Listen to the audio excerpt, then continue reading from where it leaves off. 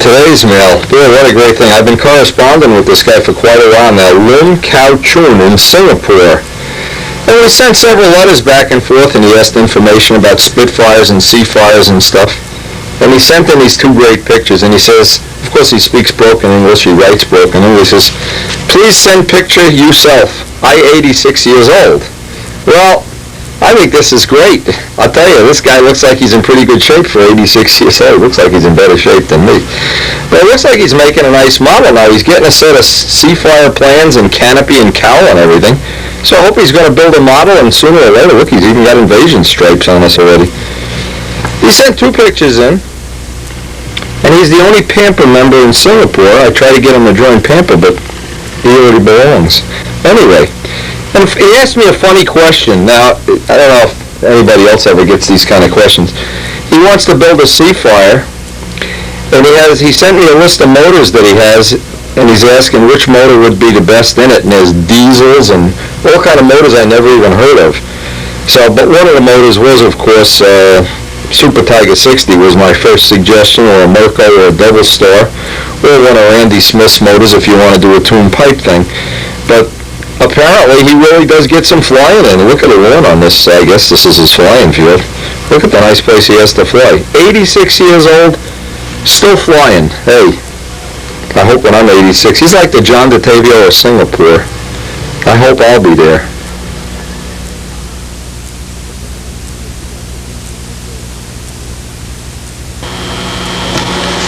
Now, we're hopefully going to be going on a road trip this afternoon, I hope. If it all works out, we're trying to make the final arrangements now. But I got an hour or two, and what I wanted to do, one of the little details on the cow I haven't finished up yet, is to cut the exhaust and the needle valve holes. And that's one of the jobs that relatively straightforward, but again, if you have a few ideas of how to get it exactly right, or at least you can look at the way I do it, the way several other people that make videos do it, read magazines, come up with a way that it's the least amount of time and energy possible, and with the best chance of getting a real nice fit around the muffler and around the motor. To me, one of the things that I really have painted myself into a corner in the past, I've made these little tiny needle valve holes where the needle valve almost touches the body, and then I go to put a little motor off, so then the needle valve hits the, now it's all painted and buffed, and I got to cut that out. So I tend to leave a little bit of extra clearance around the needle valve and around the muffler holes, just so I have some variation in moving the motor side to side, or even in the worst case scenario if I have to shim the motor in some way. I don't like to have a paint yourself in the corner video, or even if I want to use a different brand of motor.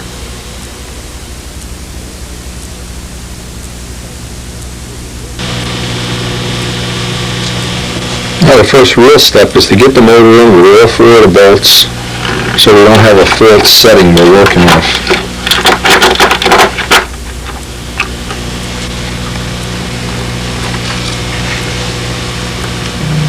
You can use a ruler to just roughly lay this out.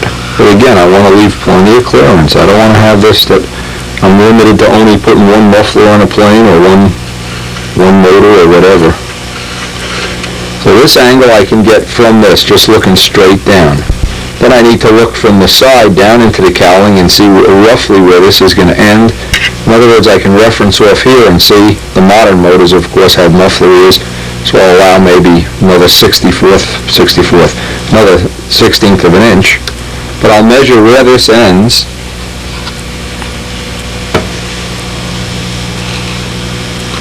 Now, if you have these dimensions, just roughly, leave them on the underside.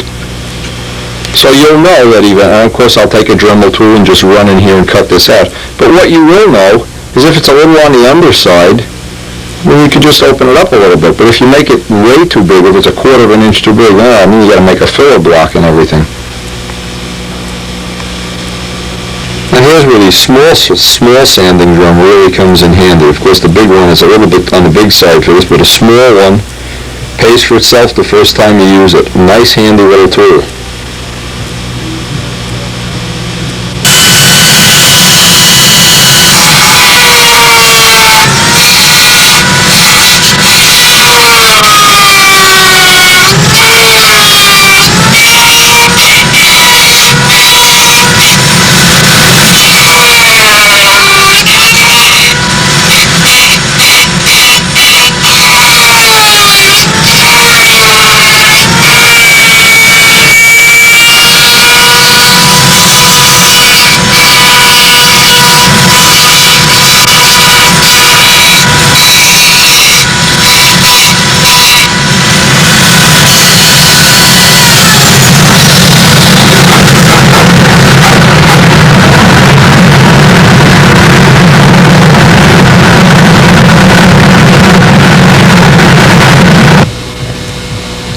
obviously. It's pretty self-explanatory to just referencing off the center of the motor or the end.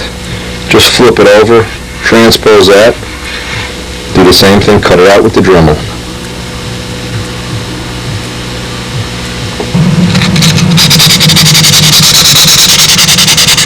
It's always good to get a dowel or something to get a nice radius. And of course I want to bolt this back in position and then true up all the edges with one of those Bud McKnight sanding sticks. Here when I fine tune this, it's easy if I just lay out some tape. So you can see this line needs a little tuning.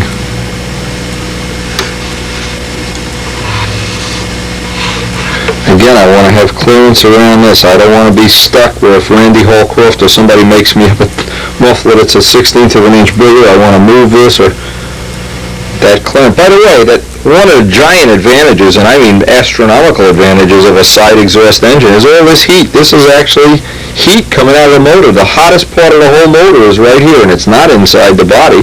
It's out here in the air stream where it can dissipate a lot of the heat. One of the reasons I feel a Tiger 60 makes an excellent motor, it dissipates heat really well. Now here's that little bit that it's going to take to even that up. But again, just a little detail, it's worth doing, and I can see a little bit of material's got to come off right here to get that really nice opening.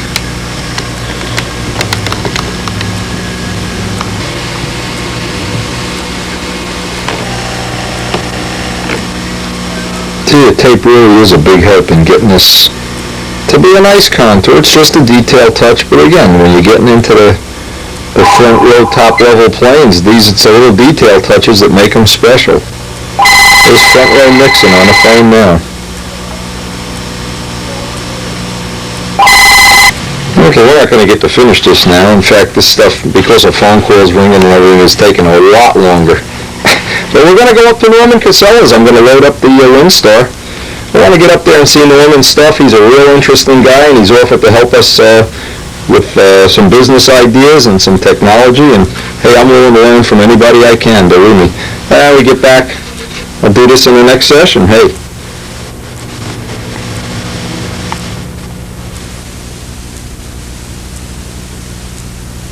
That's quite a while. Now you can see we put the first two marks in the snow here. We were out in Effort, Pennsylvania. How you doing, Wendy, all right? Yeah, and this is Norman Casella's soon to be very famous. He's going to give Wendy flying lessons. I get to sit in the cockpit while he flies it. Look at this thing just fits in there. It's amazing how you get it in there. Yeah, it just holy mackerel. fits in that car. That is great. Wow. It's, well, see, I make sure when I get a car that the airplane fits before I get the car. Exactly. Exactly. We were talking about bringing the plane up. He said it won't fit in the actual. You know Norman Casella because when he buys a car, he takes his plane to make sure it fits. That's right. Yeah. Nice pilot. I like the pilot.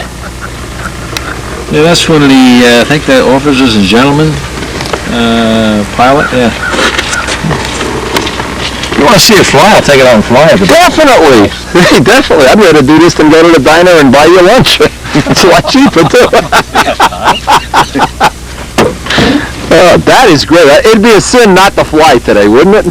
You have some of the world's truly great talent here. I'm testing some new props out. Oh. And what kind of props are you using? well, I use the APCs, but up until now, the APC you can only get it in the in this size, in the two-piece, or three-piece, I should say. It's got a hub and two blades. What kind of motor's in there? The what? What motor is in there? The one George has in Tsunami? G62. G62, yeah. Yeah, it's a I was telling about that. 62 cubic. It's a 3.7 cubic inch.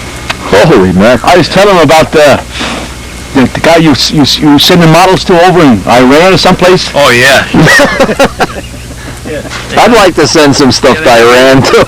Use alcohol over there. That's what they... Yeah. And that Skyboat that I used to make, they were putting those big gas engines in there. And anyway, but they had to put a lot of tail weight because that airplane was a small airplane, you know? Especially with a Kawasaki 500 engine. The plane weighed 1 pound, the engine weighed 4 pounds, 5 pounds. No wonder they didn't win the war. This is impressive how this fits in there. I tell you, I am impressed with this. This is truly sweeper technology. Watch, Ken will help you. Where do you want a hole in that, Norman? Oh, it's Monaco. You can't put a hole in Monaco. This is an old airplane. This is the 8th year, George, in this one. The what? This is the 8th year. Oh. On this airplane. That's the same, but I think... Seven full seasons, you know? So how much does a plane like this weigh? This was 19 and a half pounds. Holy mackerel. Hey, it's got foam in it. I like that. Look at this. Yeah, I make the turtle decks out of foam. Turtle deck is foam. And I cover it with balsa wood. That is really nice. Now that pipe, you could use that for a baseball bat. Yeah. Look at the size of this tubing. That's T6 6061, you know, that's it. I know a guy that Canada does that for you. Well, I know, in fact, Real cheap. I've got a couple I've been trying to think about giving it to him. This one and the other one, I keep getting black. Yeah, you get all that black stuff on you. Look at this thing, there's all stringers inside and everything. Well, George has done several of them for me already. In fact, my son is thinking about making new racks that had a 1/4 inch aluminum, 2 inches wide. And I said, well, get 6061 T6, and that's what they have to get.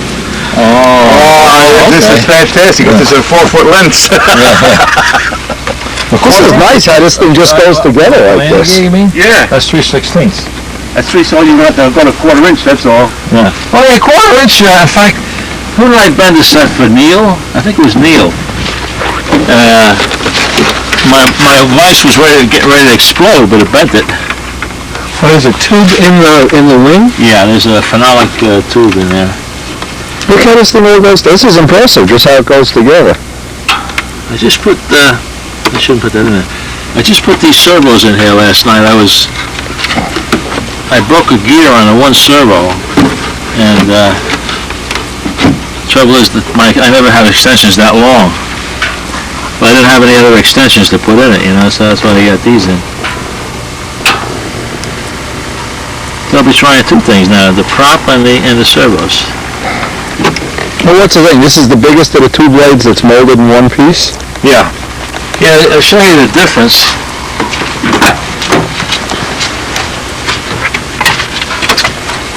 See, this is what I've been flying for the past 5 years. Oh, and it's just got replaceable blades. Yeah, but look at the difference though. This is the same prop. This is a 2014. That's a 2014. Look how they changed it. Yeah. That's what I want to try. It's thicker. It's What's a prop like this cost? Lighter. It's what? How much does this cost? This here is $25. These blades are about, I think they're $21, but that's not with the hub. Now the hub you only buy once naturally. I think the hub's like $35 for that hub. And then you usually changing the blades. This is $25, this piece? Wow. Yeah, 25. Could make a mold and mold them. See the difference? Yeah. You wouldn't. And that's the same they're both 2014. This is a lot more. George, you know what? For $25 you could make a mold and mold those. I don't know what they make. That's a composite of some kind, you know. You guys in control of it. That prop weighs more than Ken's low block. Yeah. Well, you know, see the prop I got on there now. That's the one I want to. In fact, I tried it yesterday. It pulls good. That's a 2012, but I didn't try the 2014 yet.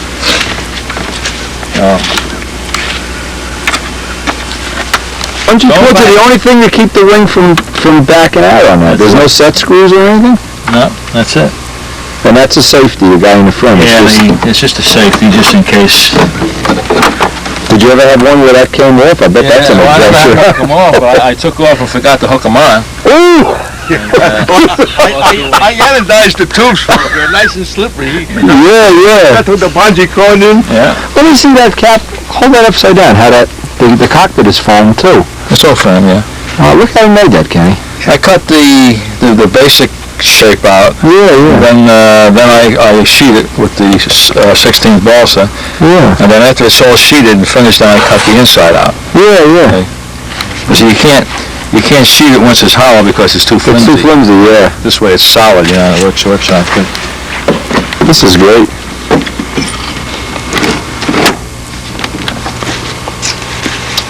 That's it. Well, Norman, one of the things I want to talk to you today about, I want to design a 40 trainer for John Brodak.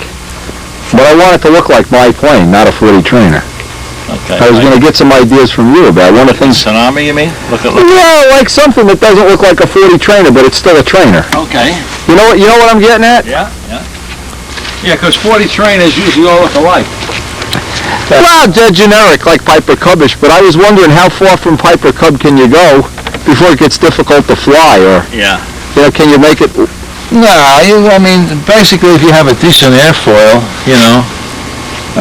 See, this is an interesting idea to me because I was looking at all those forms I was putting in the files the other day, and I was wondering about doing molds, like you're doing the molded technology for a fuselage. Doing the molds out of. Oh yeah, and they can be done quickly, and I can picture you could make a stunt ship out of this and make the whole back of the body out of foam. I mean, you could make from the pilot back. Yeah. But maybe that's how it's already done, in fact. The what? I was saying, the way you made the turtle deck out of foam, and to make this into a control line plane, of course it's smaller, but you could use the same ideas. That would be cool as hell. And the cow obviously is fiberglass, right? Yeah, it's a glass cow. Yes, sir. In fact, on the other airplane, I got another one just like it. I'm just repainting the cow. I just finished repainting the cow. Yeah, this uses gasoline, right? This doesn't use fuel. Yeah. Yeah, gasoline is a hell of a lot cheaper. Yeah, tell me about it. And see this one here, and of course, like I said, it's old, but the paint's starting to chip on it. Now, what kind of paint is this? Is this dope or enamel? The paint on here is? Yeah. This is, how is this? I think it's a spray can. I think it's either Krylon or one of those. You know? Yeah. Let's see what you got. Oh yeah, I wanted to show you. This is a picture that George painted. You really can't see it, of Norman's plane, of this plane that we're on at the field that we're at. You must have Well, that was the ESP. The Bud Light? No, this is the other one. This one, okay. I know you did one of the Bud Light. Yeah. You did one of the Bud Light. Well, that's pretty close. Yeah, pretty close. It's it's terrific. I like how this hatch just snaps right off. Is everything turned on? I'm trying to figure out why my tank was full, but I filled it up yesterday, and then I found out that it was skipping a gear, then I didn't fly. Look at this guy. He's got a car battery. Lawn and garden battery. That battery's for... This is all new to me. All that stuff you can pick up with one hand. This is the other one. This is the Bud Light. Oh, this is the painting that you made of it. Yeah, I remember this. You had this down your cellar for a while. Right up there. This is some field. Can you imagine? Look at, it's a beautiful day. Of course, there's still snow on the ground. Yeah, we own out that second tree line out there. Look at this. Well, where can we put the control line circle, George? Right over here. Right over there. Yeah. Well, you can put the control line over here. Because, see, you see that little pole out there? Yeah. There? This is where we don't fly to that side because there's houses. Oh, okay. So, you wouldn't want to fly any control line while the guys are flying. Oh, no. But you could fly over there. The guys don't fly there. You know? What is this? Somebody's plane's in a trash barrel here? Yeah. And it has a message on it. Uh-oh. Who's that? I don't even recognize it. It has a message about a high school floozy.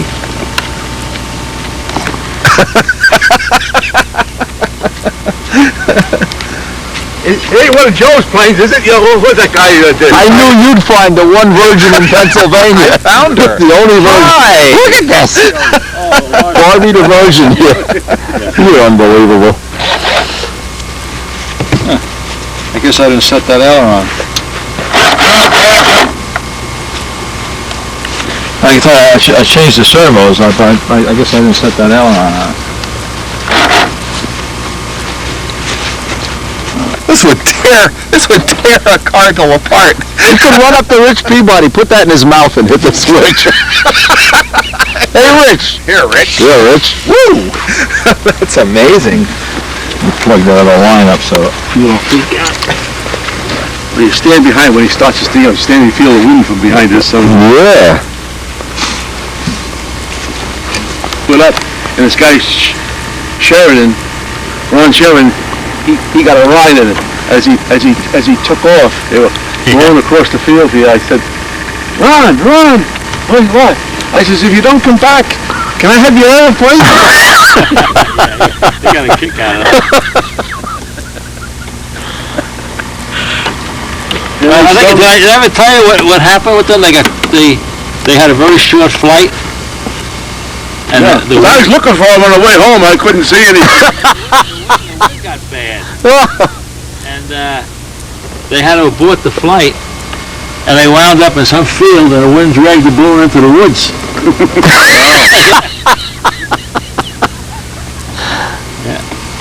Ron, look at his tail wheel bracket, Ken. That's a real He-Man. Yeah, steerable with little springs, with servos. There's some macho push rods on this. Not those little skimpy things George has in his 40 trainers. That looks like a windy bell crank in here or something. Look at that. Wow. Bulletproof. This is an 1/8 inch rod? No, it's not. Wow. The rods? Yeah. They're 440s. Yeah, I mean, they're not, you know those little plastic things that George had in one of his 40 trainers? I was wondering. Them were the Nyrods. Nyrods, yeah. I was wondering. No, this kind of big stuff, you.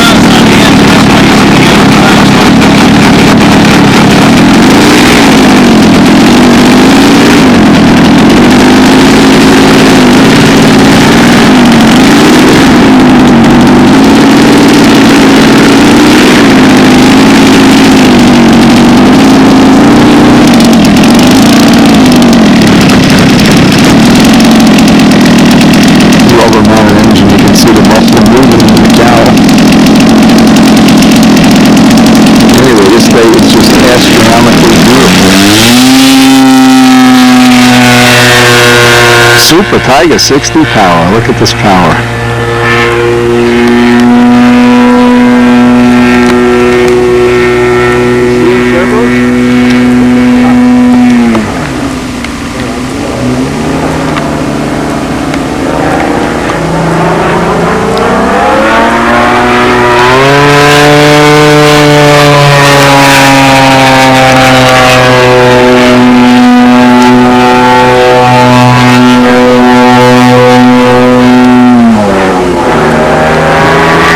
This is why we want our new Brodak trainer to operate here.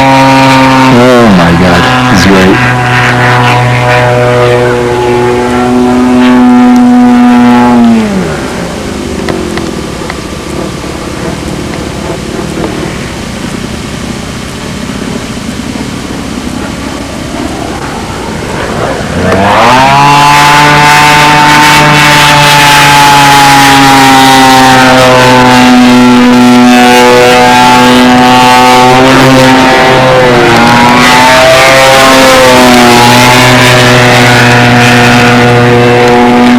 Jack, eat your heart out.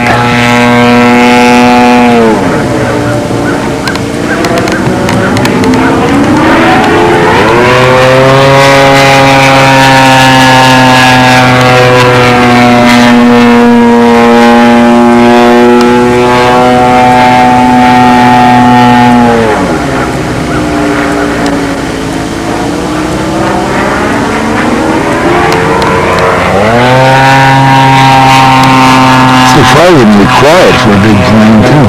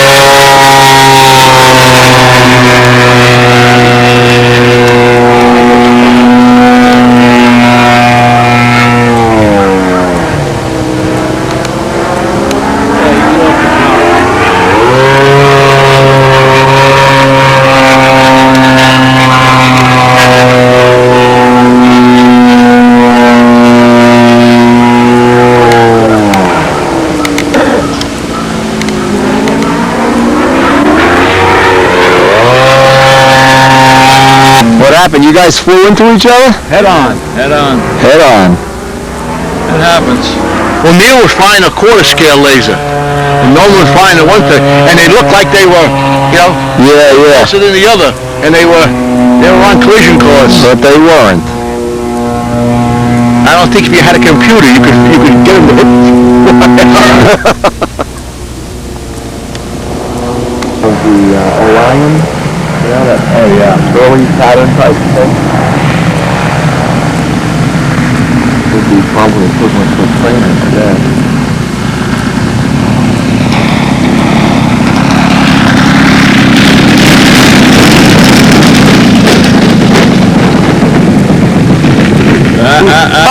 Oh! What do you feel? The reason I landed, Joe, is I was getting glitches over there. Oh, yeah, yeah. I don't know what that was. It was that jet that flew over. The jet in black. Nice flight. All right, your turn, Ken. Okay. So what's in the yellow? What's in the yellow box? Plane's big. Because we have another spot there to keep that distance between the flyers apart. So your imagination might have just been a little verbal, I just, I'll try it again real fast just to make sure.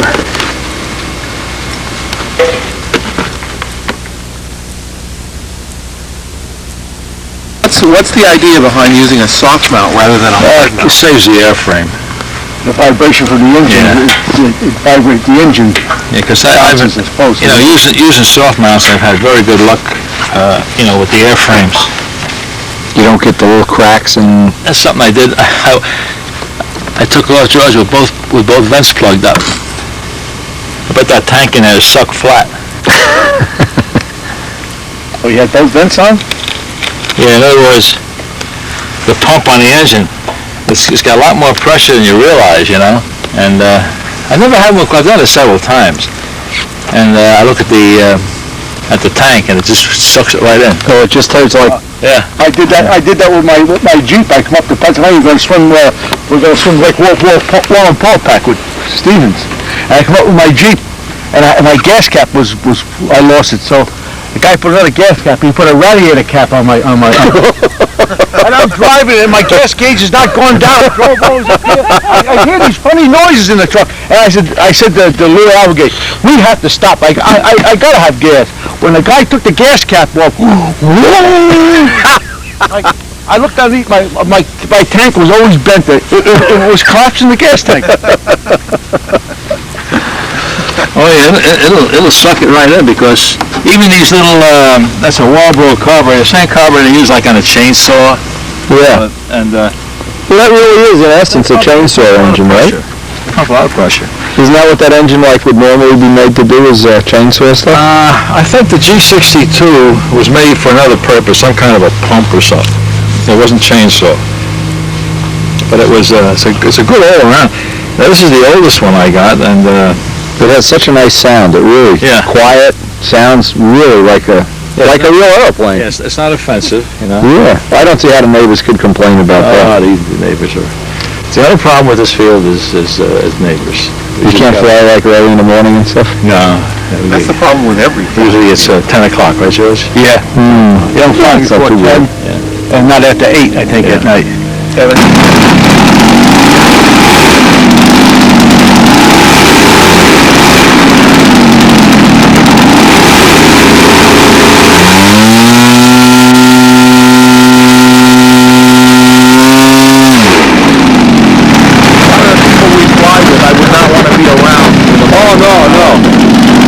No, you could feel there's some power coming out of it.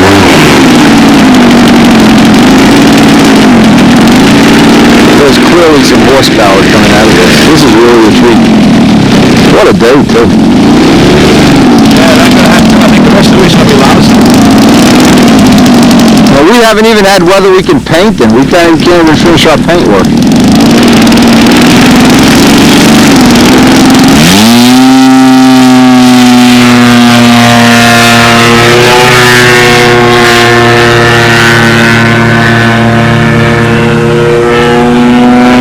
to do it. A knife edge is programmed right into the radio? Well, yeah, what it is when you feed the rudder in, it automatically puts a percentage of elevator. Oh, okay. It puts 9% of elevator in. But, we don't have anything like that in control. No. That's all. I particularly don't like it. I said to Mike yesterday, I said, well, I'll try it, just see. But I don't see the advantage of it. Not when you're used to doing it yourself, Nice corners.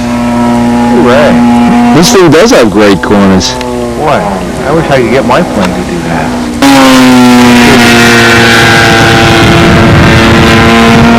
Now you feel like... Oh, that slips in like a real plane. Yeah, but I'm kind of fast and I might get up here.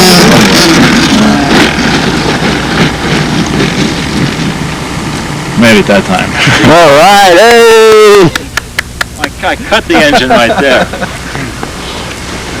I like that size. Hey, how you doing? All right.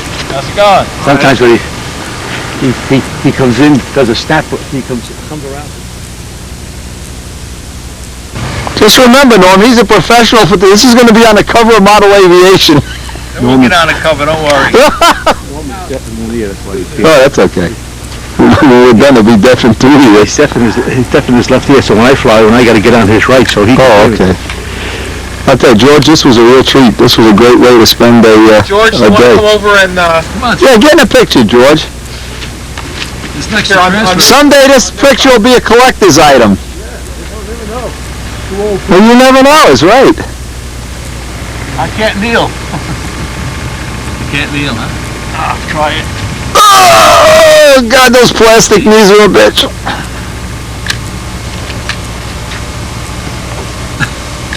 Professional photographer. That was a job. Yeah, set the camera. Set the camera. We want to have a little fun with Stunt News. We're going to send a picture in that Ken is now into giant RC. Maybe we will be in RC before its day is over. And it's the strongest engine I've got. It just keeps getting stronger. And this is... Bag 'em. It's like putting a swordfish away or something. Yeah. And the TOC typer? Yeah, I saw them in a magazine. They're all Gigantic. 37%, 38%, 40%. What's the advantage of making them bigger? Well, the bigger they are, and they're using $2,000 engines. Oh, Jesus. I mean, $2,500 engines. Sounds like control line And stunt. they got 6.5 cube engines in them. Yeah, Double the yeah. size of this.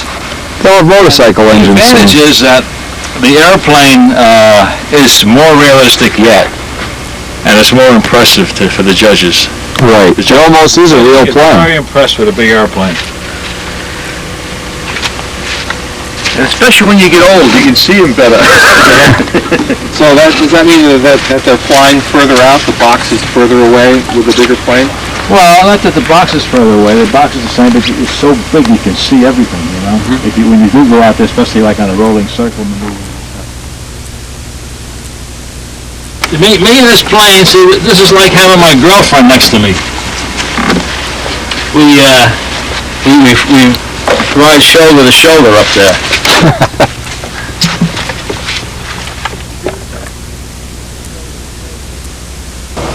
Yeah, nice little pan view of Norman's house here in Effort, PA.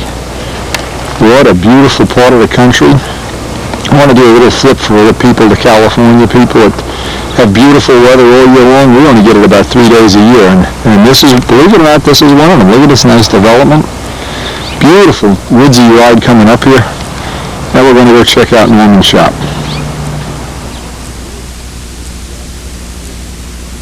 Now I know some of my competition, they take pictures of people sitting on couches. There'll be no couches in this. There'll be nothing. Look at this. What happened to Norma one day, the springs broke in the overhead door. Oh, God! Guess what it wiped out? Look at the wings. Look at the bodies. Look at this. No couches, guys. We will not be taking pictures of couches today. Look at this pipe. Pipe is nice. Yeah. Come over here and check out this workshop. This is really Well, listen, Norman, if you ever decide, you have no children in your will that would like to inherit this home and shop, look at this! Look at this!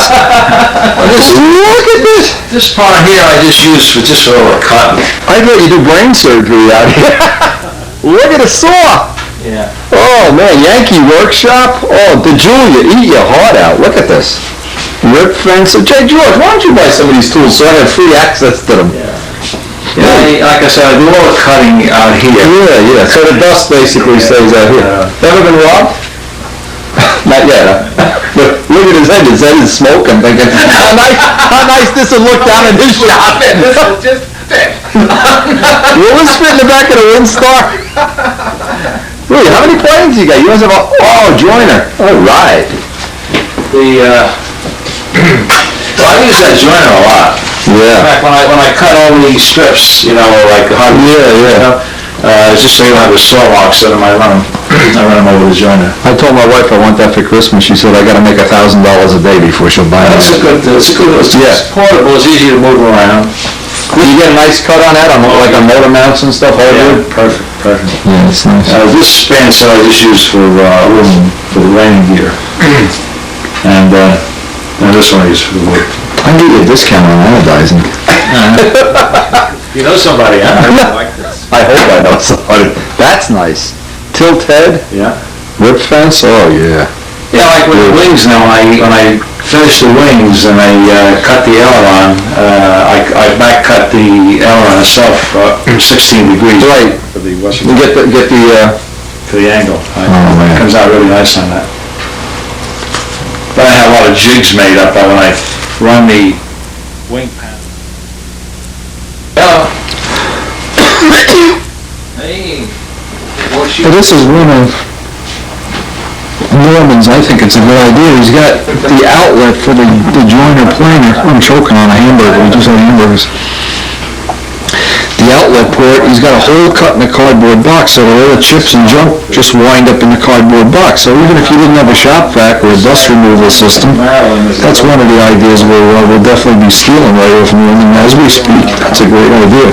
Because obviously we want to try to control the dust out at Ken's shop. Just anytime you can get an idea. Now I'm looking at how he set up his rip fences. Okay, he's here. And he's got a wood guide instead of steel. Doesn't he just come up to pay a visit? Little ideas. I mean, everybody has little ideas you can use. Never pass up a chance to... This is really nicely done. Yes. And you can make them up for different It's purposes. excellent. Wendy. Oh, yeah, look at this. The guy down by Servo, what's his name? Ralph Sandmeyer? Okay. He's the guy that made this up for me.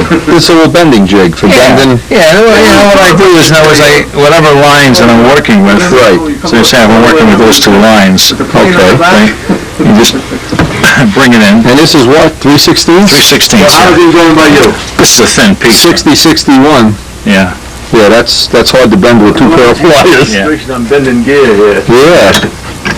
See, that's the bend. Yeah, that's great. It's a perfect bend. A nice, you don't crack them. You got a nice bend. You don't get any crack. No cracks at all. No. Yeah, because you can control the radius just by changing the dowel. Right. You can control it, so that's good, yeah. Because I use it for the one bend all the time, so I use this one. Yeah. Hey, any ideas we can use, we're open for everything. But that works out real nice. Yeah, that's great. Well, see, you never know when you're going to pick up a good idea. That's the problem. Well, you think, of course, naturally, if you run a lot of this stuff, then, in fact, I was out in Billings, Montana. This guy Abel, he advertises in the magazines. He makes mufflers for everything. Okay. And he does a lot of landing gear also. So He's got a machine. they got all electronic. I mean, not electronic but hydraulic. Yeah. Machines. Oh, yeah, but as long as you're only going to do a few, this is no problem. Yeah, that's what I'm saying. Without. You know what I find is people that get into this kind of work, they make the tools so elaborate that by the time you're done, you can't afford the part, Exactly. I mean, you got to keep things simple if you want to be a model. Yeah, so that makes and those heavy airplanes. Oh, yeah. Here's an idea that's worth its weight in gold, and I just noticed it. I was walking right by it 6 times and didn't see it. This obviously is a garage where you drive in, and there's a garage door that goes to this attached workroom. So this is an addition. So let's pretend if you were going to put an addition on your house, and you wanted to have a garage door. Now, when you shut that garage door, you're working out here and the sand isn't getting all in by your vehicles or by your family and everything like that. Another thing too, Kenny, just think of it, you make a spray booth out here. You could do one of these when Karen throws you out. You got someplace to Next week, huh? Karen, maybe, I think I'm gonna get poisoned, that's what's gonna happen. If I get out and Nancy makes me leave. Yeah. This, I would just have a big fan here, a garage door, this is an excellent idea. See, another thing good is having the lights covered with these little things so you don't wind up with dust on the ball, there's obviously some kind of attic thing going on here. It started from, I believe... You get an idea? I like these little lip fences. These little carts are neat. Yeah, see, everything is on wheels. You like everything, you just pull out the tool you need, right? Well, that one is pretty light, so that was easy, but these all roll out. Yeah, we made some things for Kenny's phone on there. Darling, well, we didn't put wheels on it, so. Yeah, because I use that saw, most of the time I pull it out. Yeah. And, of course, the big saw, if I need it, I'll use that. Yeah, the old wagon, look at this. house. Yeah, in front of his house, yeah.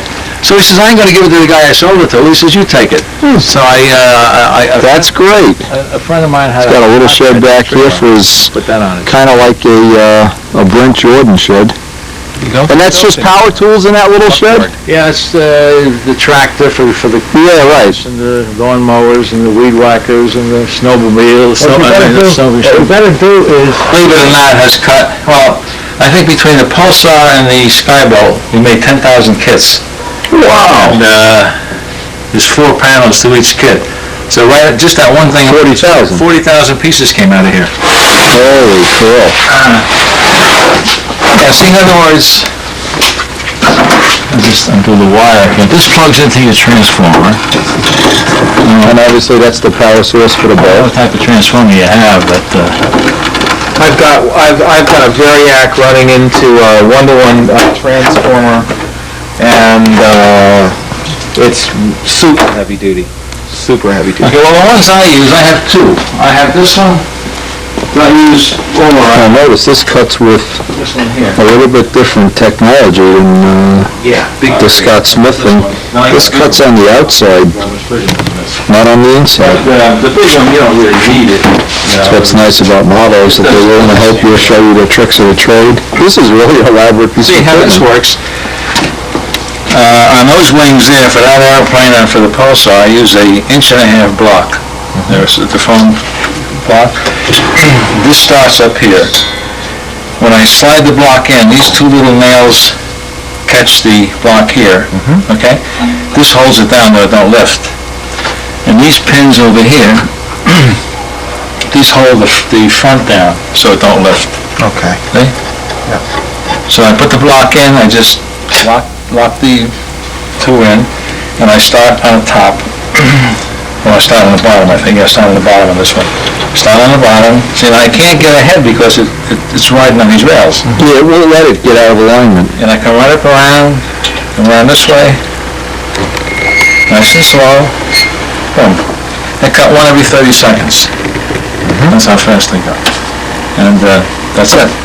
So the point is, even if it took you a week to make this tool, at some point in time, if you were going to make redundant wings, Oh yeah. you're going to win the battle. Yeah, and I have different templates. This is the Pulsar in here now. But for the Long John, the other airplane that George has got, I've got Did you cut different these with a CAD normally, or did you just cut them by hand and file them? I just cut in my hand and file them. With the back, I just use on the,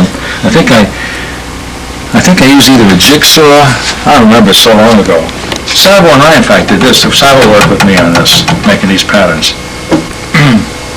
Now you could use this same idea to make a bow that would cut a tapered wing. Yeah, in fact, Have to pivot it here, use a wider bow. George, when I gave you... You have to make like a feather cut where one side moves faster than the other by someone else. No, you could pivot here and use a wider bow so you could Right. tilt the bow, but It's got wheels your on it. speed would be the same on both sides, and it would be held and registered this way. Yeah. Do you understand what I'm saying? Yes, I do. I looked at that. You can figure it out. I looked at that thing that Papia sent us, and it was on there, yeah. And it would faster than the other. Make it a lot easier to do that. Yeah, excellent. This So there's a world of ideas. idea. Now, This is just a very saying to important George, idea. I made one years ago, because we were gonna make a P-39 at that time with tapered wing. And I did cut a few wings with it, but I never did make a kit. But George might have it down in his shop, because he took a lot of the stuff. There's a lot of the molds for the P-38. There's P-38 molds that are up on the top shelf up at his shop. I was up there one day. But there was a cutter. Oh, okay. There was another cutter made, and it was how it was made was, it worked on a pulley system. Right. So as you move the bow, one side moved faster than the other side. Right. And it gave you a real nice cut. But it could be modified, to whatever size wheels you want for whatever cut you make. Yeah. This one here was just strictly for constant cord. This one. 40,000 wings. Oh, yeah. 40,000 came off of this. Oh, more than that. That's just for the kits. And that's just all the other stuff that went with it, The Long John wings, the Quickie 500. Those there over your head, those are racing planes. I built a bunch of those. I got one there and went up on top there. I built This piece of wood is just to insulate this. This is just hardwood. This is a pulsar right now. When you get two out of one piece of foam. Yeah. So that's a decent cut. Yeah, that's a nice cut. It's a decent cut. But like I said, you're doing it by hand. With two people, you can't get, especially if you're doing a tapered wing. Because the tapered wing is 3 times bigger here than it is here. Exactly. Like on the laser, So this side here, the wire is just about moving. And the other one, you gotta be... Moving, so this side come out nice and smooth. This side, you're gonna get all ridges. You know what I mean? It's, they do have cutters that do cut them smooth. We had one of them for a while, but it just didn't work out. Okay. Just the tail group and the fuselage sides, the whole bit. And this is made out of, we're trying to look at how it's made. It's made out of hardwood? This here is poplar. These longer arms here are poplar. Okay. That's hardwood. All the other stuff is all balsa. And of course that's light ply. The doublers in there. Light ply. You know, it'd be cool, Kenny, I'm just thinking of something. If you ever made a control line stunt plane of a laser, you could make the body this way and it would be totally scale. And the tail on a real laser is a flat tail, so... See, this gets tapered off. Yeah. This gets cut off. But that's the tail. That's the whole tail. This is what laser redone. See, this is what I start with. I start with these two sides, and the next step is I have a spot on my other board. I pin these down, and then I start working. I start all the cross pieces. I cut them all the same, on the saw. Right. And all that hardwood stuff. That's the only epoxy I use on the airplane. There's all these hardwood pieces that go across. It's all epoxied in, and of course the firewall is epoxied on, and it's fiberglass. Right. And this over here, this is the support where the landing gear is. So that beefs that up. Right. In other words, if you make a hard landing, it all transfers to the hardwood, so you don't have nothing break on you. Right. And that gets all epoxy. This gets glassed also. You'll see it on the other one. Yeah. When you do it. This I like. This is nicely done. Got a nice glue joints in it. Nice construction, isn't it? Nice, clean glue joints, yeah. Yeah, I don't like glue hanging all over the place. Every joint I glue, I wipe it off. Alphatic, this is alpha, or is this CA? Yeah, that's what I use. Yeah.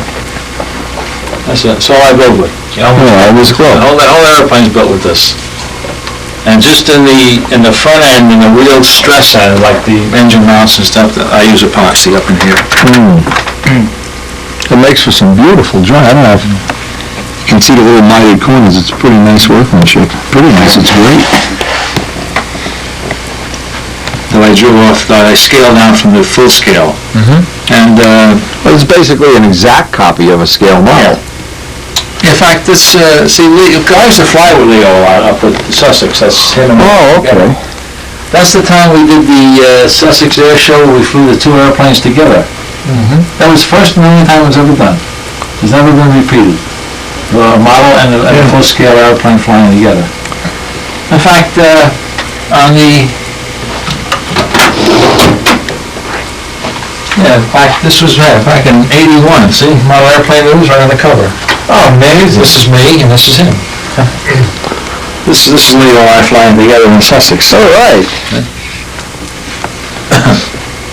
That is a cool shot. Now talk about cover shot. No wonder they reject all our cover shots. Get one like that and you'll have it made. Look at this. Cool.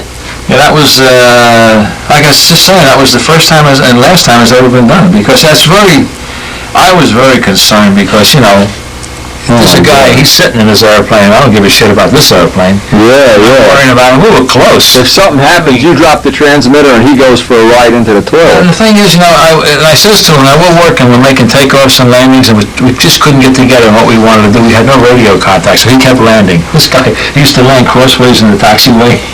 Wow. Unbelievable pilot. Wow. So anyway, I says to him, Leo, look, you know what concourse it was, look at fly this. up above me, and I'll stay closer over the tree line. I love it.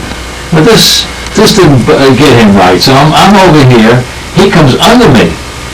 Now he's flying real close to the ground here, and I'm up over him. But,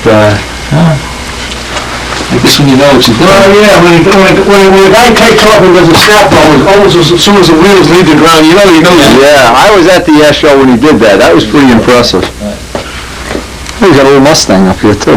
Characters. Yeah, you got a whole nother lazy. I didn't even see this one. Well, that's this is the one I fly at the competition exhibition. Oh, this is like a... We did the Cowl. Oh, Repainted the Cowl. It was getting a little ratty. That is a nice cow. But that airplane's 4 years old already. It's the 5th year actually I'm flying it. And the one out there, the one I had today that's 7 years old. Now, this looks like a larger plane.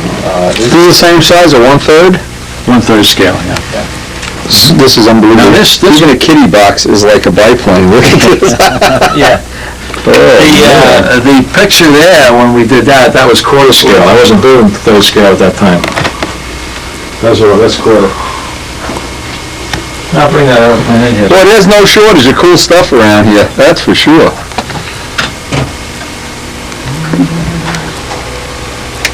Information. I guess you get used to handling this where you don't bang it into a door or Yeah, something. you do more damage going in and out, than you do actually flying. Kenny, if only you had a pilot's license. Only Jeez. that call. Look at a nice sheeting work on this. No glue seams, no joints. Nice cowling. That's one of RCC's cowls, but they're not around no more, so. Well, you want to see wheel pants. These I'm going to send back because they sent them too wide. I don't use them that wide. See, this is the size I use. Okay, you used a narrow one. Narrow ones. He sent them by mistake. And they put little things so you can get the axles in there? Yeah, the axles plus that little, I put a what's it called, a blind nut. Right, On keep it here. from rotating, right. This is epoxy. Yeah. Gentlemen, excuse me. Hi, George. Now, these wheel pants typically, they're $40 a pair, right? Yeah, I think these are 35. I was paying for these here, and I think this guy is about the same price. And the cowls are 45. That's nice, believe me, that is nice work. Yeah, it's nice work. Believe me, he did a nice job on this. Yeah, everything just knew what they were doing. Yeah, it's good glass work. See, and I put reinforcing patches underneath where the screws go. Right. And I put actually a double layer underneath there. See, the only place on this whole thing where he's got filler is up around the lip. Right. And this is really nice. That is a nice job, I'll tell you. I've come to appreciate good fiberglass work. That is beautiful. That is beautiful. Yeah, there's no, just, the only work on this cowl is just take this seam out. Yes. And there's no... Rough it up and paint it. Now, the newer ones, the one I've been getting from Stan's Fibertech, they have it's a one piece. This was done in 2 pieces of tape. The ones I'm getting now are 1 piece, and it's just, all you see on the side here is just a mold mark Okay, right. from the mold. And that mounts? Yes, the mold must come in 2 pieces, Yeah. and they split it open to get the cowl out. Yeah. They can make a hard mold or a soft mold. I've been doing soft molds, but if you're going to do a million pieces, a hard mold is probably the better way to go. See, they don't get the shot on the inside, but see the soft mounts? Yes, yeah, I looked right in at that. These are like those pin hinges. These are what they call Robart. The Robart hinges, that you just drill a round hole and epoxy them in. But you don't worry about sealing the hinge line? Oh, see it sealed up there? I seal it with Monocoat. Okay. After it's covered, I run a 3/4 inch strip. I just iron it right over the seam. That's what the top is called. Always down. And you iron it on, and when you pick it up, it just gives you a crease. To cover that joint with a painted model into it. Sometimes you use Scotch tape, and we do it with, but they can't put Monocoat on. With the Monocoat, they cover it. He just takes it all apart. It's easy to cover, and you put it back together again. And then for the guy that wants to ship the airplane, like competition guys, they can't make a box to fit with the stab and rudder on it, so they take the tail group off. Take the tail group off, take the landing gear off, take the cowl off, and actually you can put this in a pretty small. Oh, this is covered. How do they re-access this? Through here, there's holes down here. Okay. There's one here, one underneath the. I see. Go right up there with the bracket bracket. here. There's 2 holes. That's really great. The fiber. This is for the flying wires. You can't fly this plane without flying wires. Going from, obviously, from the tail to the... In fact, I think Kid Atkinson's laser had, and Whiteley's I know had the wires. This Cool. is what I buy. It was like money. That was $10. Let's see what that is. It's Aramid rigging cable. Yeah, it's rigging cable. Oh, it's string. Oh, it's string. It's... Yeah, you know how tough it is? If you Yeah. take a cheap pair of side cutters, diagonals, you think you're trying to cut that. And that's straight. Really? That stuff is tough. In fact, the black and white cat I got, he sits there at my table, he chews on the strings, he's been trying to break them for years, and you get buying. I'm just copying the address down here for anybody who wants to try some of this. Yeah. I buy that from EMS. It used to be Jomar. It's still called Jomar, but they bought out Jomar. EMS did. Well, we're always looking for new stuff we can use. You know? I tell you, this stuff, what's nice about it is 2 things. First of all, it don't stretch. And that makes up the flying wires. Strong, and it doesn't weigh nothing. It's very, very light. Yes, I remember Bob Whiteley's had nice flying wire. That is really cool. And it's scale. I mean, you can even use the scale locations here. Oh, yeah. Amazing. We're having an amazing day here. I have to tell you, this is really great. I don't think you'll be this impressed at my shop. You'll say, "That all he's got."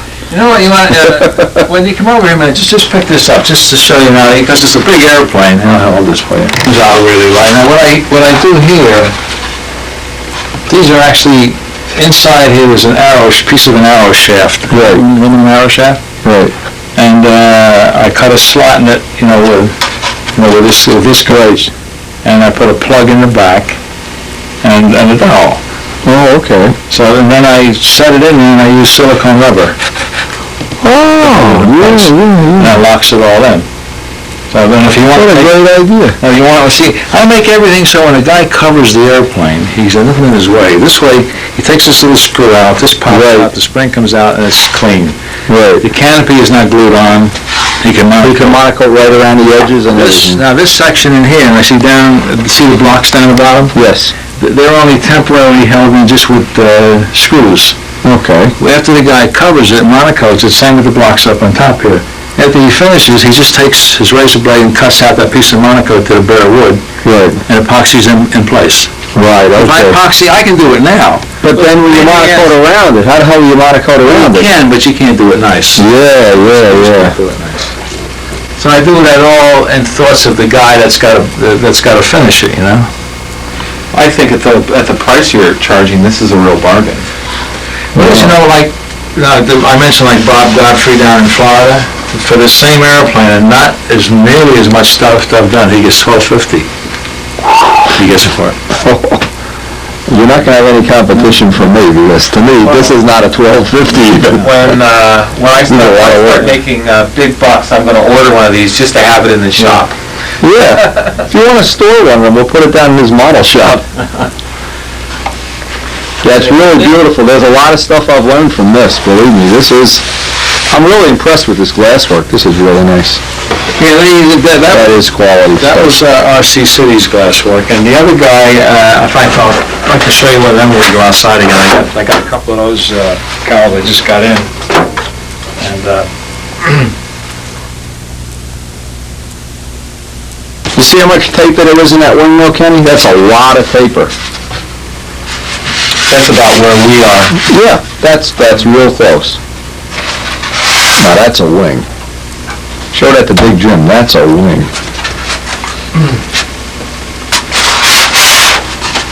Yeah, let me put this back outside, so. Yeah, one person alone couldn't cut a wing with that much tape. No, you gotta put a 4-foot door in there. Yeah, a garage door. I want to. Oh man, if he breaks the rubber, I'm gonna feel So you can get terrible. in and out, that's right.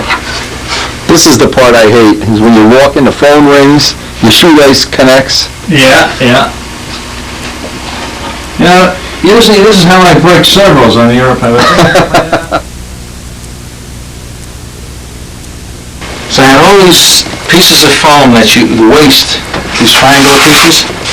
These pieces of foam that you can't really, well, I use them actually for turtle decks and stuff like that. Yeah, I have a bunch of extra ones. So I said, sure, I want to get this wing done, because I've had this done quite a while now. Yeah.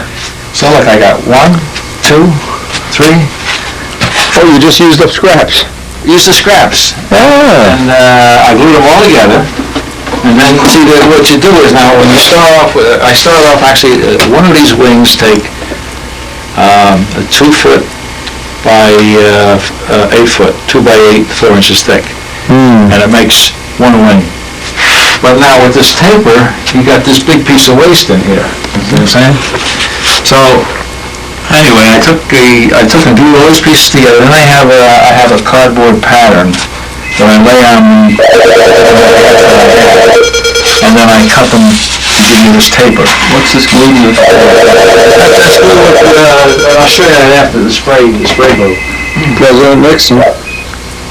Very easy, yeah. Interesting. He's got big nylon hinges in here. Big. Those, in the wing, I used the flat Dubois hinges. Okay. And the main reason for that is, first of all, this is going into balsas, so it's easy to cut the slots. These are going into hardwood, so it's much easier to use the road wash when you use the drill. I have a jig that puts that right in the center, to drill that. And the biggest reason is, you see they got the cotter pins? Take it In case you apart. ever have a problem, you just put the pins in the arm, and repair the airplane. Actually, here's my joints from these. They come out decent. They're decent. They're great. And That's fine. That's the way it And is. I don't use a straight edge. I don't cut them straight. I pull them all together. I don't care how crooked they are. I'll pull them. Those joints are totally acceptable. That's That's what I'm saying. you can't even feel them. You can't even feel them. If you close your eyes, you wouldn't know where they are. Oh, but it's on this one or which one? Well, yeah. Just look down that joint. Look at the curve. Oh yeah. It doesn't make any difference. I mean, you see the curve, but the joint is perfect. Yeah, but once you monocoat that off there, oh yeah. Right. That's amazing. See what I do? I try to pick out all the pieces with the same curve, and I put them Right. together. What he does, he laminates them with the same curve rather than truing them all up. Instead of going That's an crazy, because interesting point. Well, first of all, if I trim too much, what I'm using 8 pieces. Yeah, you go to 8 pieces of balsa. I run short. Oh yeah. Cover it, see? You cut like even an eighth off each one, I run short. Yeah, so you gotta go to 9 sheets. Right, exactly. Then you have an extra sheet. And that's all 16 shooting? 16th balls? And you get it in what length? 4-foot length? 4 foot. I buy everything at 4 foot. Okay. And So do you... after a while, it starts to work loose. Right.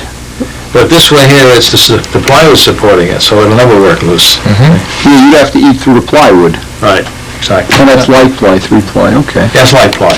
Now, at the other end, it's supported by This is a white ply... square, just a square that fits into that hole with that size hole, and I epoxy that in. Okay. See, so it's supported here and supported here. And then you plug the hole.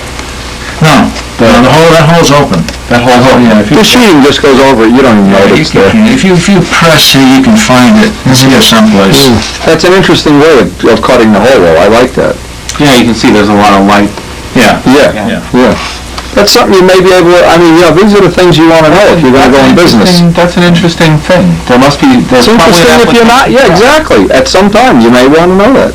Everything is And interesting. there again, now, on the, now if you notice, there's no dihedral in the wing. Actually, the tube is straight, but there is dihedral, because this side of the hole I cut high, and this side of the hole I cut low. Oh, okay, so the top of the wing is flat, but the bottom has the bow in it. The Okay. bottom comes up. Is that scale? That's the way the real one is? That's, okay. It's 31 Look and at a this, here, George Aldrich is coming, and Amy. That's 31 and a half. Okay. So we got, You're never quite forgotten the world of control line stunt. We're trying to figure out how many square inches one of these lasers are. Like 45 and a quarter.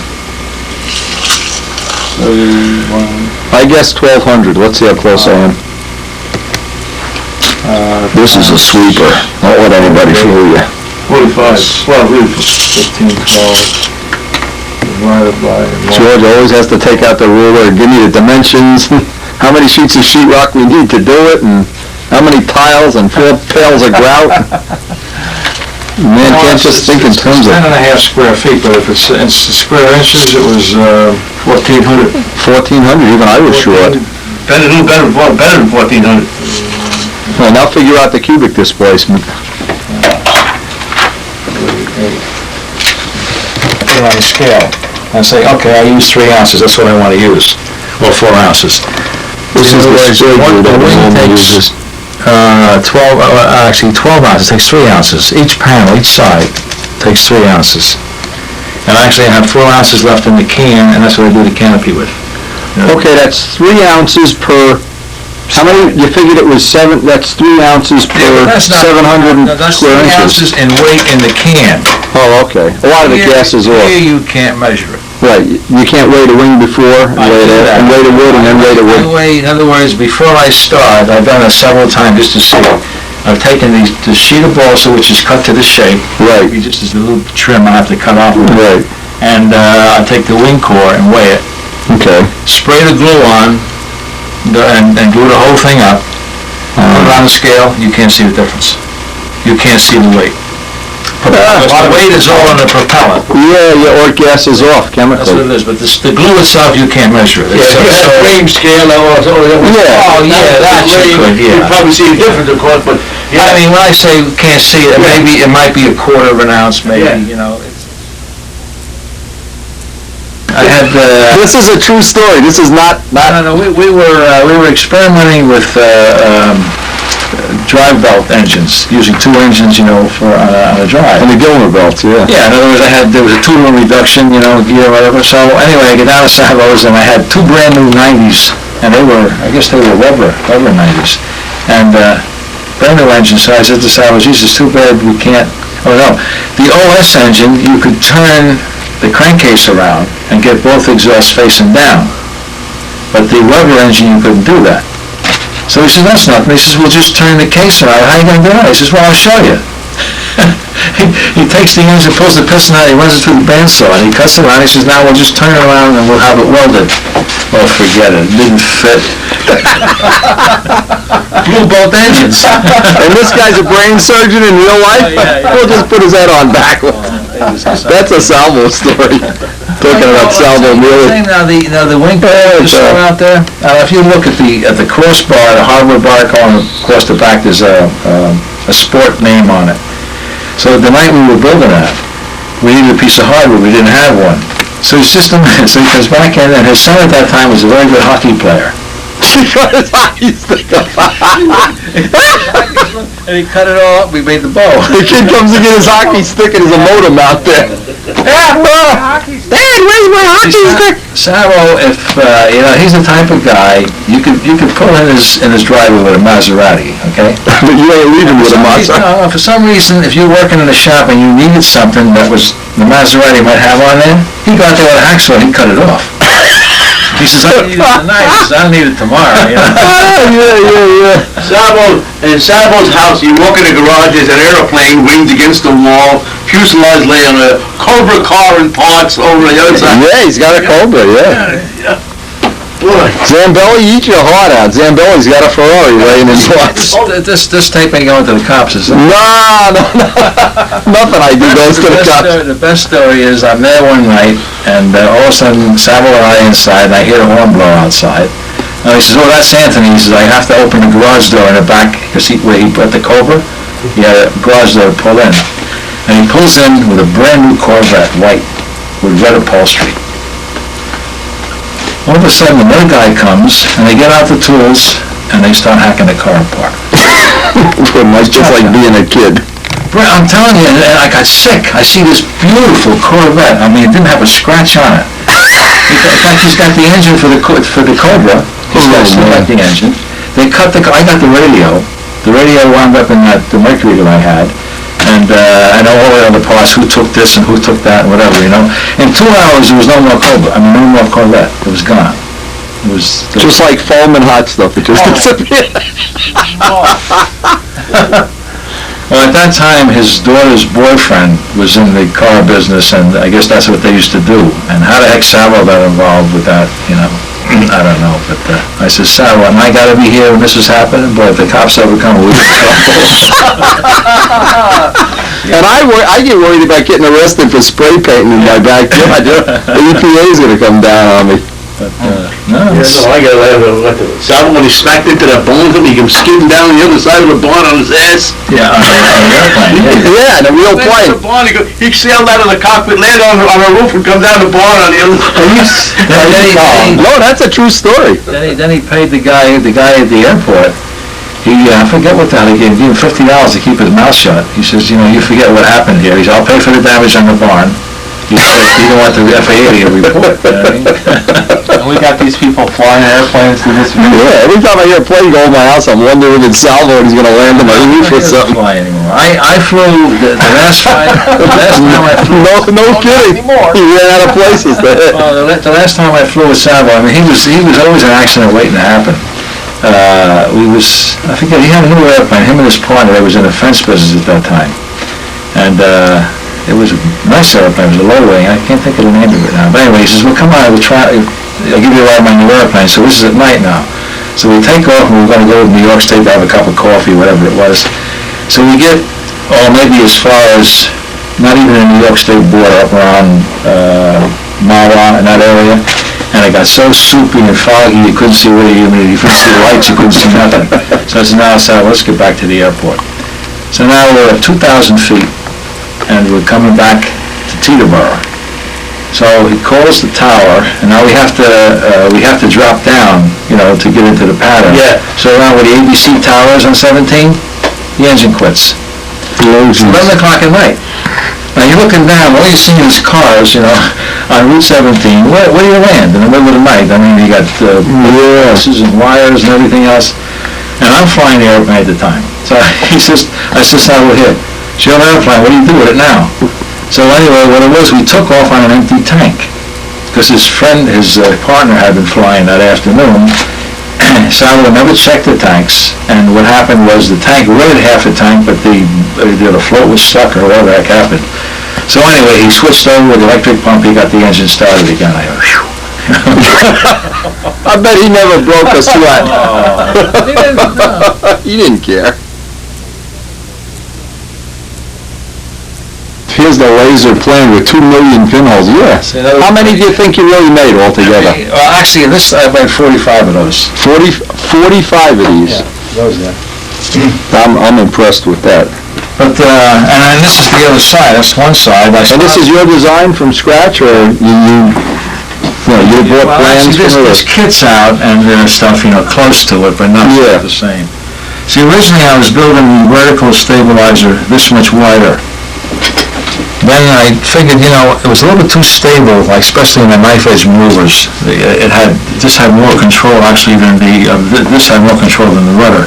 So I made this an inch smaller, which I transferred to this side, and I've been making it. That's out of scale. Really, scale is what you see over here.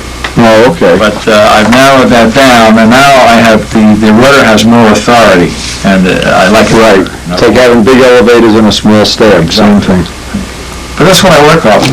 I just put a piece of wax paper on it so the glue don't get on it, and I work off of that. All the short pieces, even this here, and I lay them in and I pin them all the way down the line. And then I take a straight edge, my steel straight edge, and I lay it here and I take a square and I square it to this inside line, okay? Okay. And I hold the straight edge and I take my zoner saw and I make just a cut. Not through now, just a little cut all the way down. Then I take the pieces off, I cut them, put the glue on it and pin them back again. Everyone's perfect. Right? If you try to fit each one, forget it. You just go nuts. You understand what I'm saying with you? So I pin it down, then I just use my straight edge, and I still do the same over here on this, and the same on this, same on. I start with a square, and then I come up, and like I said, I just square the straight edge. I lay it on top, because I leave these longer. Everything I cut longer.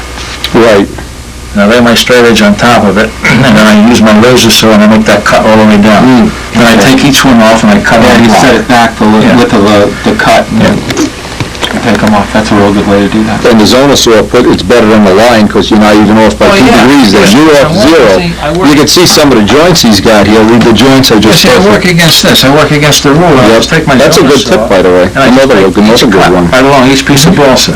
Yeah. These are just made an inch longer than the thing Not even an inch. I make them about this much longer, about the width of this. Oh, all right. About the width of this, that's all. So you have that much waste on each piece, but that's... Just something so that the ruler lays on, that's all. Well, then what I do here is actually the ruler, it goes like this. I lay another piece in back of it so the ruler lays flat. See? That's what I do. It's amazing how many little, I call them little tips. You watch a guy that's a real machinist work, and he's got things, and you think, oh, that's a good idea. Wow. Guy in our shop, we hired a guy in the shop, and he showed me a trick. If you get sick of drills getting dull all the time, you save chicken fat at home. The fat from a chicken, and we're buying this $20 a quart cutting oil. He says, in the old country we use chicken fat, and I'm thinking, yeah. His drills would last the whole day. Okay. Mine would be dull at 10 o'clock, 12. He'd be over there sharpening drills like a wild man. But it's little tips. People have tips. Well, as I was saying, there was a time down the shop, they put phosphoric acid in the anodizing tank. It was marked sulfuric acid, we charged the tank, and it was phosphoric acid. We didn't know it. We go to anodize, stuff was coming out crazy. So I had the chemist come in, that's what was wrong with it. Must be the acid. So we took the acid out, and I told us he sold us phosphoric by mistake. So I asked the chemist, how can you tell the difference between phosphoric and sulfuric? The chemist says, I don't know. So I asked the other chemist. You don't know. The truck driver stops by one day. And he's made a mistake. But you ever have that problem again? He says, just stick newspaper in it. The phosphoric makes the newspaper turn black. All the big chemists and all the truck driver knew how to do it. Why the chemist? Yeah, that's true. Chicken fat. When I tell you, I cut that block in half. Okay, so I got two 4-foot blocks, and I just lay this on it, and then I don't go by whatever edge the factory gives you on the foam block. I put it in a little bit, and I mark. In other words, I mark here, here, here, and here, and here, and here, and then I cut my foam block exactly to this pattern. And then and back here, like I was going to show you that, I didn't show you that yet, is the patterns. Now, do you have a block on the table? How do you get your 90-degree angle cuts in here? When I'm cutting the foam? Yeah, I'll show you that too. These naturally pin onto this block when it's done. In other words, the trailing edge goes up against that stop. Right. Okay? And that leaves this much of a flat, just for the trailing edge to glue on. In the front, it leaves this much for the leading edge to glue on. Yeah. Okay? That's the two. They have a flat here and a flat here. Because this one's wider because this is the... That's interesting, Kenny. A copper edge, Kenny. Yeah, what I do is, see, it's easy to make them out of plywood, Yeah, I just take a piece of copper wire. right. What kind of glue holds that on? CA. CA, okay. I put CA on it. Well, that's a tip. None of your templates Because have otherwise, now that. you can make this out of aluminum, but they're a pain in the ass to make. Yeah, This way yeah. It's easier to make, and the wire There's is another- really good. Yeah, you get a nice smooth surface. Yeah, all my patterns are made that way. See, everybody has these little modeling things they don't even think about, and all of a sudden, like this hole being offset for the dihedral. You know, what I'm saying is I would think about, how the hell are we going to bend that tube? How are we going to bend that? All we got to do is put the holes in crooked. And once somebody figures that out, you're in. Here's the pocket. See, here's the tube pocket over here. In other words, the pattern, I put a pattern here and a pattern here. And this pocket is low and this one's high. And this is the servo pocket after. So I've made changes. Different times I try different things. And this, what you see here, is stop for the dowel, so the tube doesn't slide in too far. And then you lose it, yeah. Yeah, what happens, it'll start working into the foam. Right, and it's out, in one wing it's only an inch, on the other wing, yeah. But I just, before I cover it, while it's in the foam, I just drill a hole right down through that phenolic, because the phenolic actually comes out through here. I drill a hole into the phenolic, and I put just a small dowel down through it, and I glue that in. And this becomes your servo. No, the servo's here. Servo's here. Servo's So you here. just plug. This is the pocket for okay, the that's pattern. it. Yeah, I'll show you what the pattern looks like. And then this one pins down, because now the foam is thinner here. Right. So this hole goes almost down to the bottom, there's only that much foam sticking out the bottom. Okay. You know what I'm saying? And this one goes over here. You drop the wire down in The there, wire in, and I just go around, and right up. and that piece comes right out, and then the phenolic tube goes in. And all you wind up with is a hairline or the thickness of Yeah, the those wire. don't mean nothing. Yeah, yeah. And this is the little pattern for cutting the tube pocket. Yeah. See, what I do is, when I lay the foam, when I pin this on the foam before I cut it, I mark the center.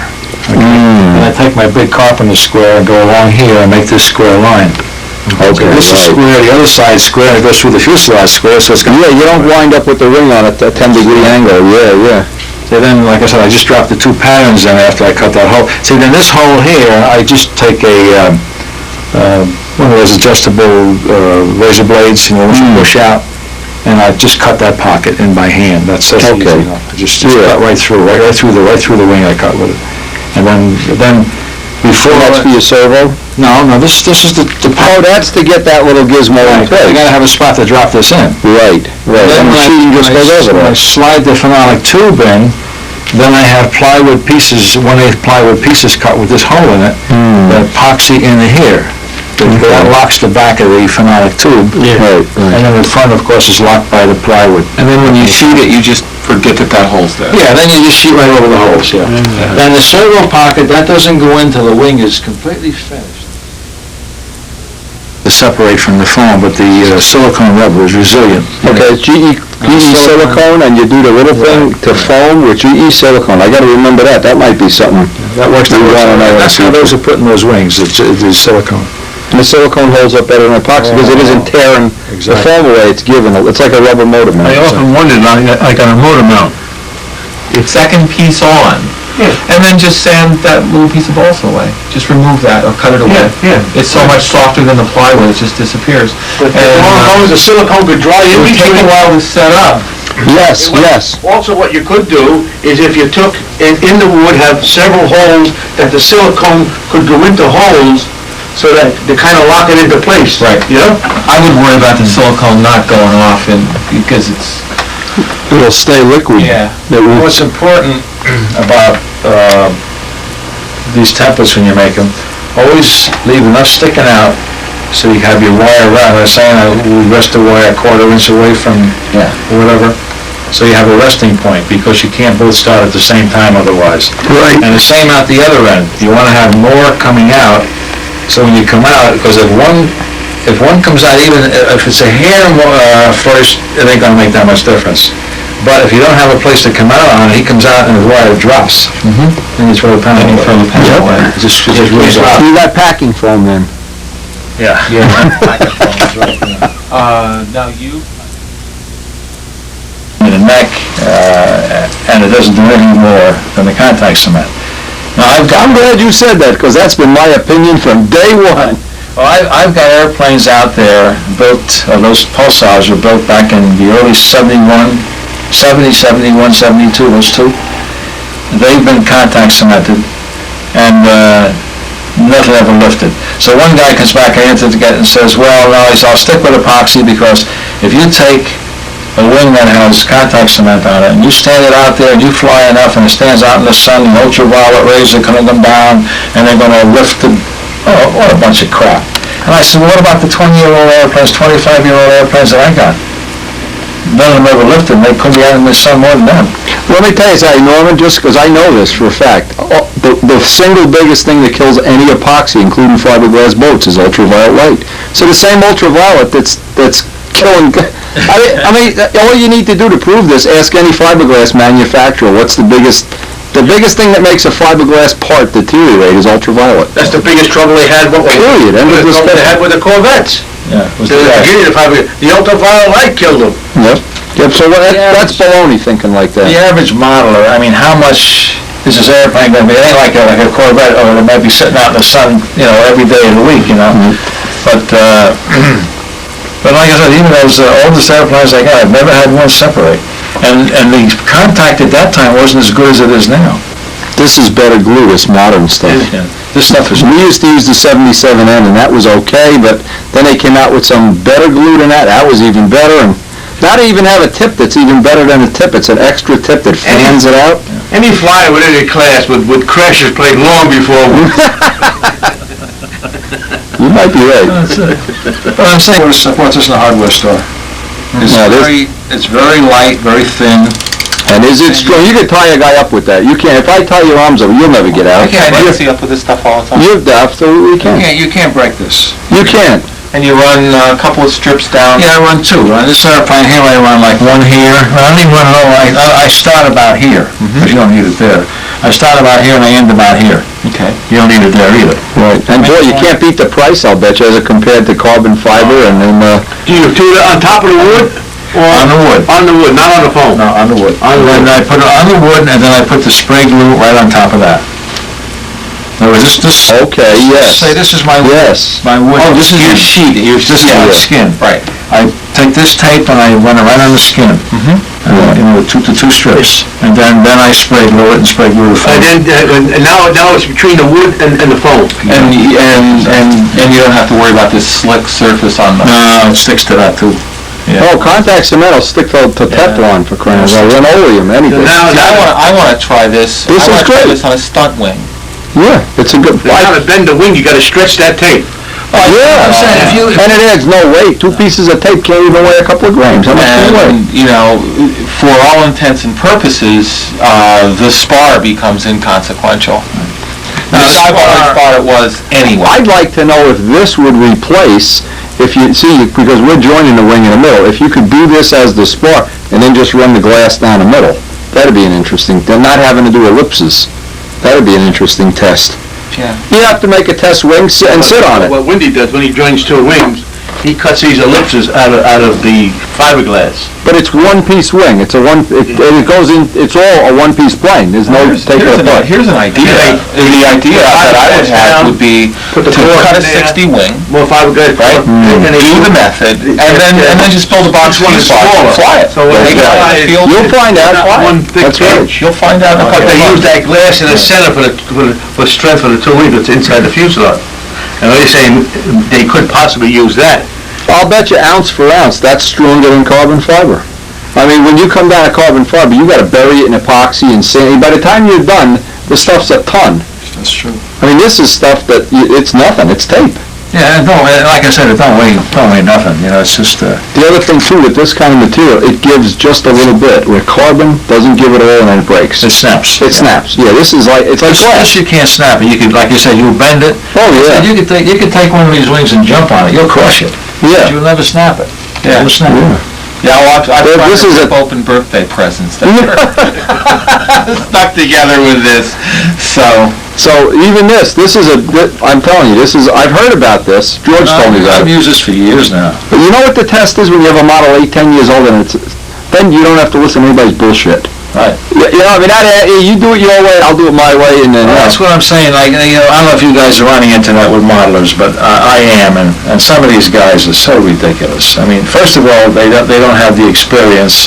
The little bit they have, all of a sudden they know it all, And well, the biggest thing is what costs the most money is the best with these guys. Yeah, of course. I use... Even videos, pay attention. I use... Cheaper is better. I use Photographer 148 servos. So immature. When I buy them from Tower, they're like $11, $12 a piece. I got guys that I build these airplanes for, you won't believe what they're paying for servos. The last guy I built an airplane for, $150 each for the servos. Now, yeah, and in his mind, he's thinking, well, this is because Hanno Pretner used it in one TOC, you know what I mean? But Hanno, that's the part they don't tell you. Hanno's using duct tape. Yeah, he's using duct tape, and he's saying he's something else. Yeah. But Norman is the true, I've been there, and I did that, The bullshit stops right at the door there. It works, If you made 40,000 wings, we're going to listen attentively to your conversation. Yeah, I cut a lot of wings. The copper wire, now, you just can tack it at the front and then pull it down there. You notice I cut a little notch in here so it don't slip off. Okay, that's all I wanted. And then I just wrap it here, and I pull it around, nice and taut, and then I just wrap it here, and then I just run CA. On CA, yeah. Now, we had a job like this. We had a job like this at the machine shop. We had to put a slit in this, and what Joe K did is he took a piece of wood, like hardwood, made a notch, and then in the middle of the hardwood put a slot that he could put his tool, like a router table would do. Okay. And once you make that, because all the plywood's the same, I mean, if you were going to make 1,000 templates, you could do your whole slew of templates in one afternoon that way. And the copper wires of what was that, like 18 wire? Yeah, 14? Whatever. But that isn't, of course, that isn't notch. That's right on top. Right. That's right on top of the plywood.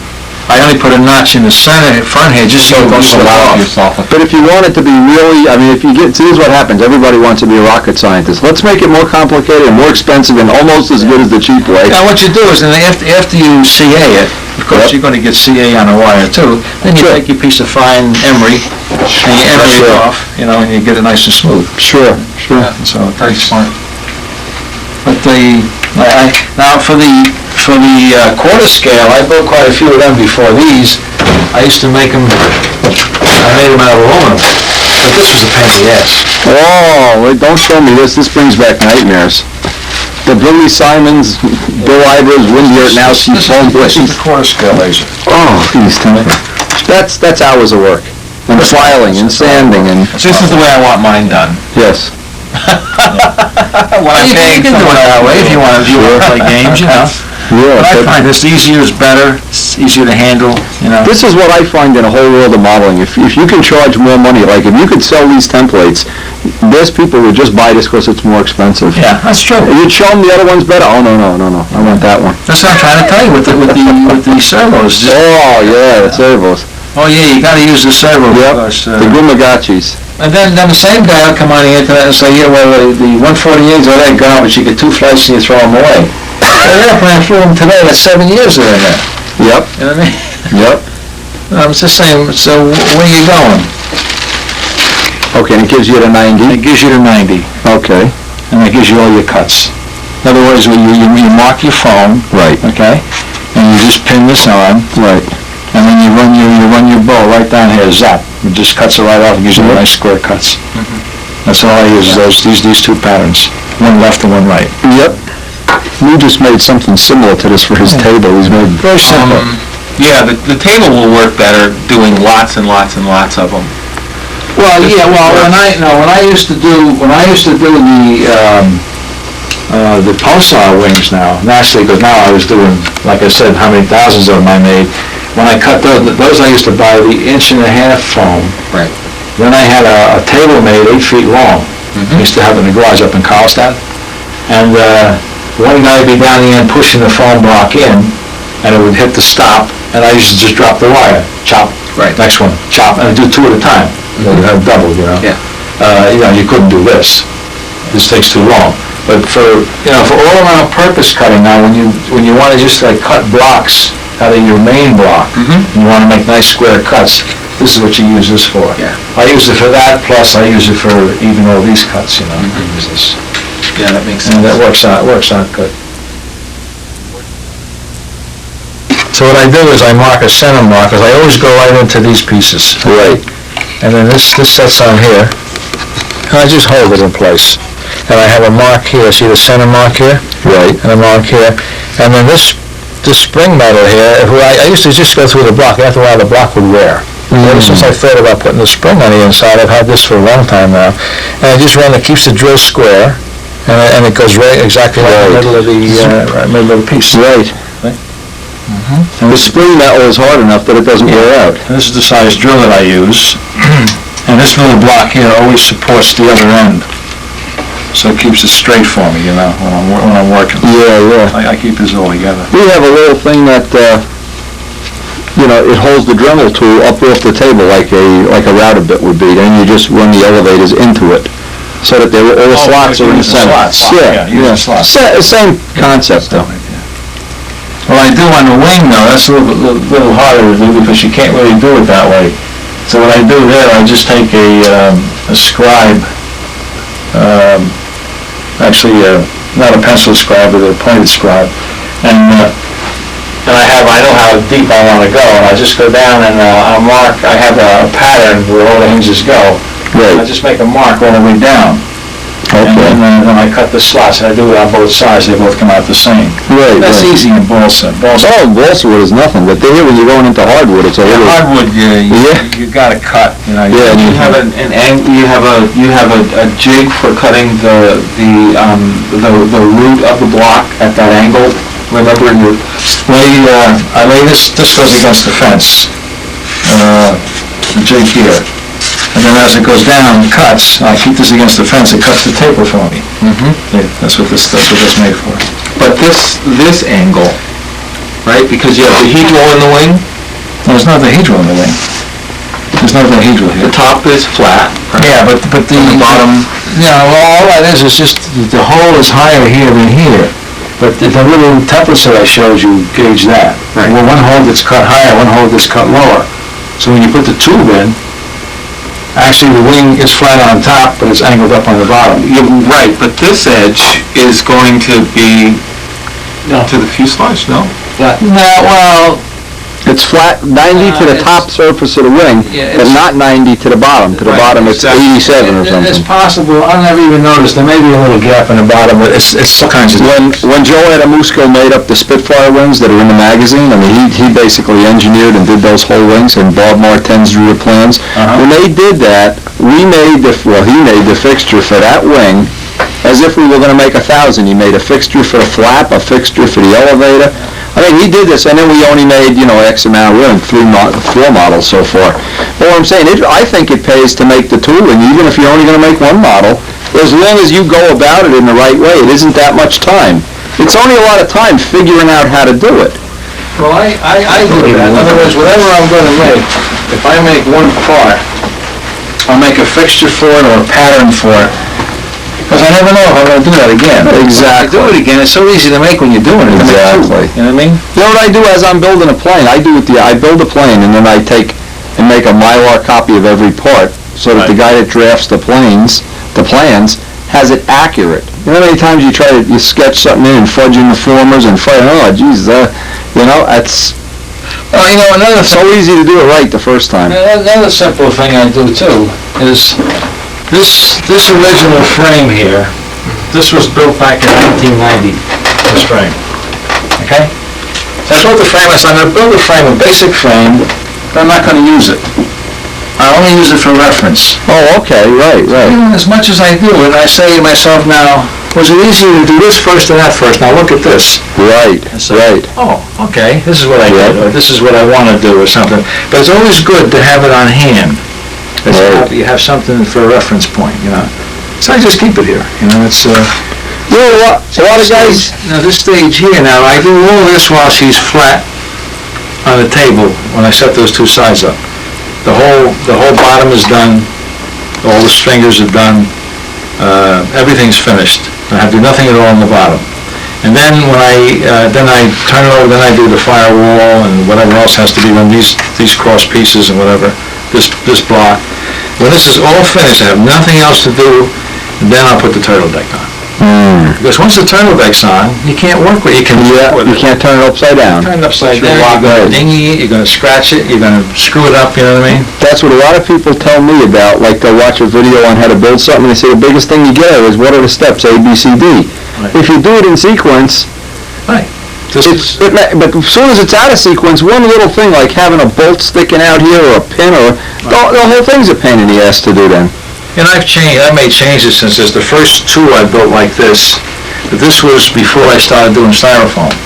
This is when I was, this is built up? making the formers with stringers on them. Right. And then when I did the styrofoam, I made it a half-inch narrower than this. It just fit whatever I was doing better. And so this is actually useless as far as use unless I go back to the other method again, you know. So it's just been kicking around here with cats knock it over or whatever else. And this is yet another one that's here. Every time you turn around, there's another one of these coming out of the closet or there's something. But this is 4 years old now, this airplane. It's And obviously got real flights on it. oh, it's got a lot of flying on it, a lot of flying. AMSOIL, 100-to-1 AMSOIL. Yeah, it's a G62 engine. And it's so interesting that you guys don't have to seal everything up and you have oil seeping every No, we don't have an place. oil problem, no. You know what this wire is for, Kenny? Grounding, right? No, No, in case it rattles and falls off, it doesn't fall off the... Am I smart? Have I been around lasers long? I lost two of these. Well, I mean, what happens is eventually a bolt will break or something, you know. One actually the flange on the engine broke, and I lost the muffler. I was up How in... much that muffler is to buy it from Zenoa? Piece of garbage tin, $70 for the muffler. So anyway, because I modify these mufflers. Yeah. In other words, they don't come like this. They come. I don't even have one to show you, but they come with no pipes coming out of here, and they got a louver in here where the exhaust comes out of. So I weld a plate on here, and I drill 3 half-inch holes, I remount 3 half-inch holes, and I weld these pipes in. And this is like the scale exhaust of a... Well, or half scale. Well, yeah, that, and not only that, but I find out I get more power doing this, and it's quieter. And the exhaust, instead of the exhaust going into the cowl or whatever, it's going down, you know, so it's a nicer setup. But I put the safety wire on just in case it does break, I won't lose the muffler. But I'll tell you a story about the safety. We flew up to Sussex one day, and I was looking at a guy with a Volks plane. And we were talking, chit-chatting, he's looking at my air coupe, and I look under the hood, and I see there's a big cable on the engine. I said, that isn't what I think it is it? He says, that's what he says, sometimes you'll be flying along, they'll throw a prop leg, the engine will fly out of the plane, and this at least lets you land. You don't lose the CG, because if the engine comes out of a Volks plane, any plane, it isn't that the plane, you lose power, you have no CG, unless you can crawl out where the engine was. Well, you know, it's funny, because my... Why is this compressed? And there was a recoil. One is tighter than the other. Yeah, much tighter. So Ask Norman. brought the truck in. When I get the truck, I said, put new motor mounts in? He says, no. I put a recoil with motor mounts. I said, oh yeah. What they did, they put a cable under the engine from one motor mount to the other. So when the motor mount breaks, the engine doesn't fall out. Yeah, right, that's true. Why is this so heavily compressed? And This is 2 different types. So much to learn, so little time. I use 4, this is different one I'm using now. Just a shame I'm so old, I'm gonna run out of time, so I learn it all. And I had too much vibration, too much shake in it. So what I done was I put 2 hard, these are hard, these here. So I put 2 hard ones in and 2 soft ones, and 2 soft ones on this side, and it worked out better for me, on this particular airplane. But the new ones I'm using now, the ones from John Deere, they're nice. But you're using 2 different durometers here too? Yeah, this is two different companies. Frequencies. This is much less resilient than this one. This is much softer. This is amazing to me that this is so rigid up in front here. Obviously, it's a boxed out section, or that is... When you look at the engine and you look at that, you go, ooh, is it going to hold? But Yeah, that's only quarter inch. obviously it does. Quarter inch, and it's just epoxy. And We've seen today as well. It's fiberglass though. Yeah, I saw you had See, that. this piece comes right around, goes right around the whole front. Right around, right. Well, it's double wall construction. Yeah, it's boxed too. Yeah. It's a real strong construction. And the same with the landing gear block underneath here, that's all fiberglass too. Yeah, I saw how you had the fiberglass wrapped around there. This is the kill switch for the ignition. And that's required if you go any of the competition or whatever. Oh, you have to have a kill like a motorcycle race. Yeah, well, no, the reason they do that is because if it's always hot, you always get the guy who walks along the flight line, who doesn't know anything about airplanes, he's going like this. When the magneto's on, or if the coil, or Big starts to cut his hand off, you know. Yeah. What about that guy that had the electric starter on board, the doctor or something? Some guy came by with a garage door open in the middle of the night, hit the thing, the guy's engine started, went across the workbench, took half his workshop down.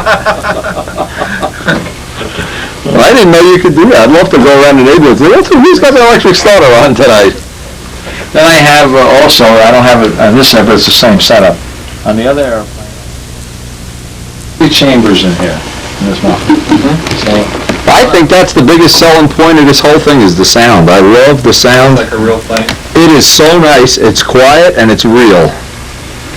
Oh, look, he dropped a can of something on his plane and had to pass. oh, and I got a couple. Oh, I know a guy that did that to a Nobler just not long ago. Over there, I put one over there, and I poked. Crash repairs. I put it on the bench, and I had a bottle or something one day, and I poked the hole over here.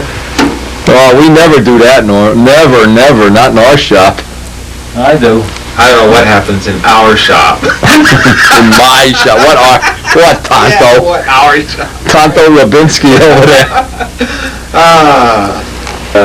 Last You put Fred Flintstone, John Goodman as the pilot. The rules are, on You have to have a pilot. competition, it has to be a realistic pilot. Otherwise, it can't be Mickey Mouse, a lot of guys put... Yeah, it can't be a golf ball or something. Right, exactly. Pineapple or So in an something. argument, they say, well, you know, that's... Well, no, it's the law. You know, they say Fred Flintstone, that's... Pylon too. I said, that's not Fred Flintstone, that's John Goodman. Yeah. It is. Which it is, right. Portrayed Fred Flintstone, so Yep. they had to let me go. In pylon racing, you get your start by the appearance points, and the appearance points, 1/4 of them are the pilot. Does his helmet match the plane? Is it realistic? Is he sitting upside down?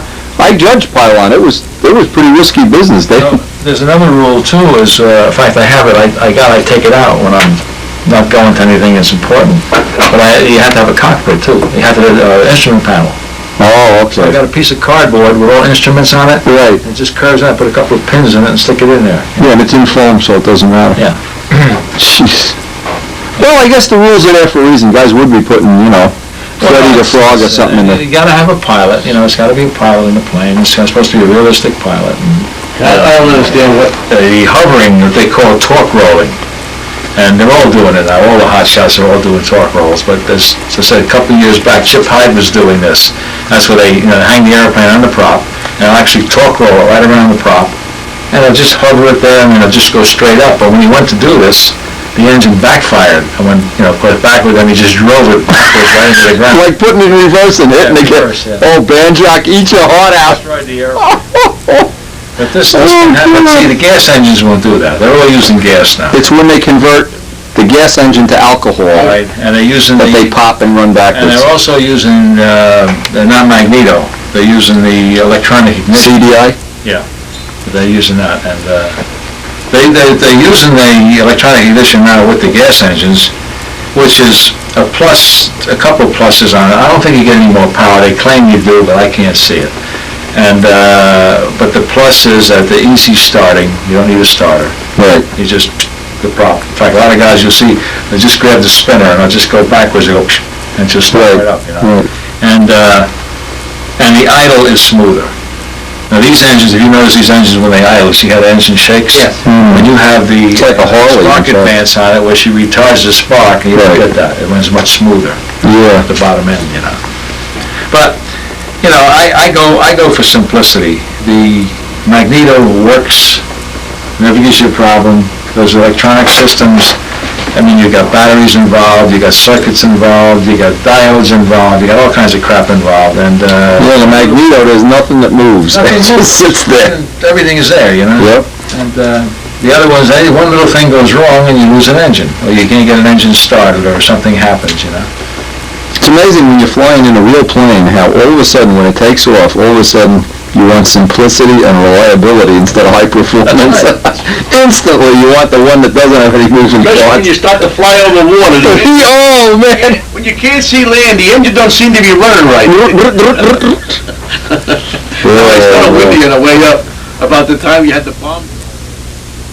What was on there? You can see there's a couple of wrinkles in the monocle here. We're getting a little monocle demo here. Hey, wonder you dry your socks with that in a hurry.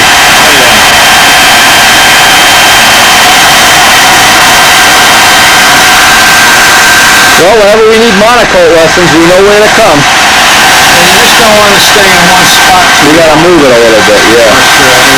It'll blow it out, you know? Yeah. But it has a memory.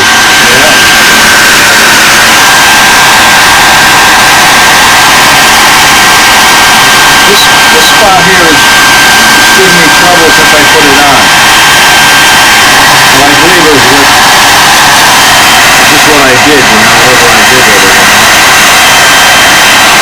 See, I see guys do this, but I can't do this. Andy Lee is real good at monocoating. Look at that head, that goes away, that's amazing. Every once in a while you blow a hole in it if you're not careful, you know? Yeah, obviously there's a point at which you just melt it. I can feel that heat over here, that's putting out some heat. Well, when you strip tile with that, you get a smelly, greasy, dirty, you're on your knees, you're breathing the fumes,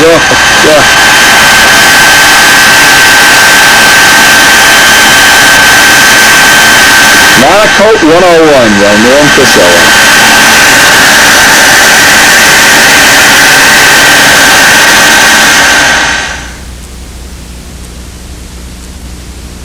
Straight edge, a steel straight edge ruler, and I just cut from line to line. And I cut the style, but I cut 7 at a time.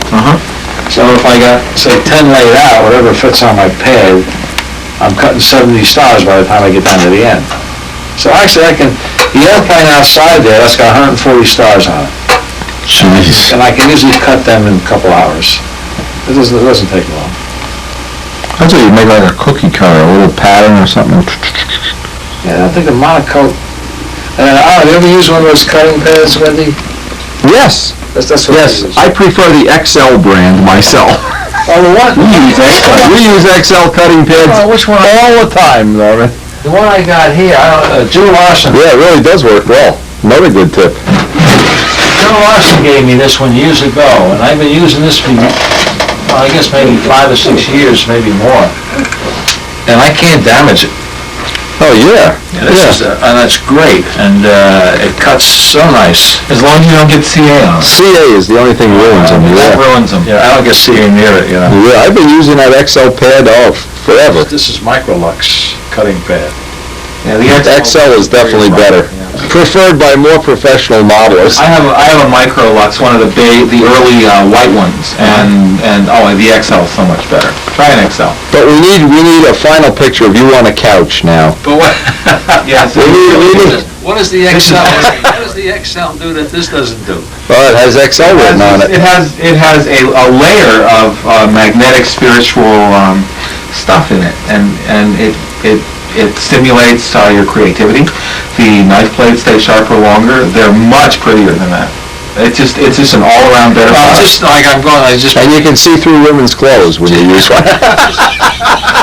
just mentioning, Reason enough to buy an XL cutting pad. I've cut 3 airplanes now, all the stars and everything else on this pad with the same knife blade. And I haven't changed it yet. Cheapskate. Wow. Cheapskate. And I saved it. I got in that box over there. I got just the one knife blade I use for the stars and stuff cut out, and it just keeps going. So a guy pops, let me get this straight, a guy pops for $1,200 for one of these planes. He doesn't even get 2 knife blades, he gets a one knife blade job. I don't do the monocoat work on these planes. Just in Did you ever give a guy a quote though for a monocoat one of these? They ask me all the time. Will you cover my airplane for me? My answer is no. Just, How about if I do it, would you pay me? I mean, like, what would be a going legitimate rate to do a real nice job like this? well, there's a guy in Florida, like, I've built maybe 6 airplanes that I know of, like, this one bunch of guys in New York that I built airplanes for. They, crate their airplanes and they send them to Florida. The guy in Florida, what he does is, okay, he monocoats the airplane, he does all the graphics on the airplane, he mounts the engine, he installs the radio, he sends it back to him ready to fly. Right, He right. charged him $600. That's cheap. Well, we could do it for $750. We can do that for $800. I can see a future in this RC world, boy. These guys got some money to spend. Yeah, $600. He said. Right, we may be dumping this whole control line thing here and getting into this $800 a plane thing. I like this. Nick Samarge out of New York City. He's a Well, all good things end. We have to end this video by sneaking into Norman's living room and seeing if he really does have a couch. Now, Norman, when you give our competitors an interview, you could sit right here on this couch. But for us, it's the shop. Hey, the cats, the lasers. Hey, hope you enjoyed this tape. This Norman guy is some special kind of guy, I gotta tell you. And we really had a great time.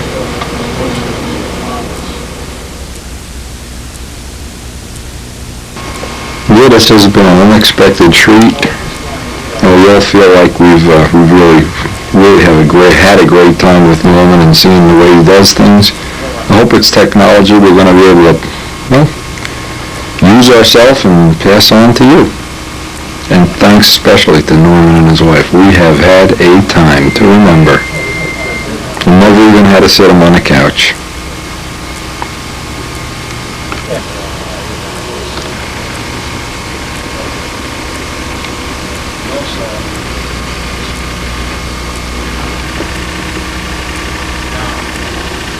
And I really hope you've enjoyed sharing this little moment in stunt history with history in general.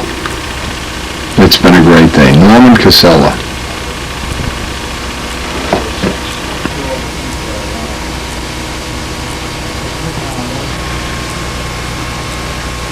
Harvey, can you hear me?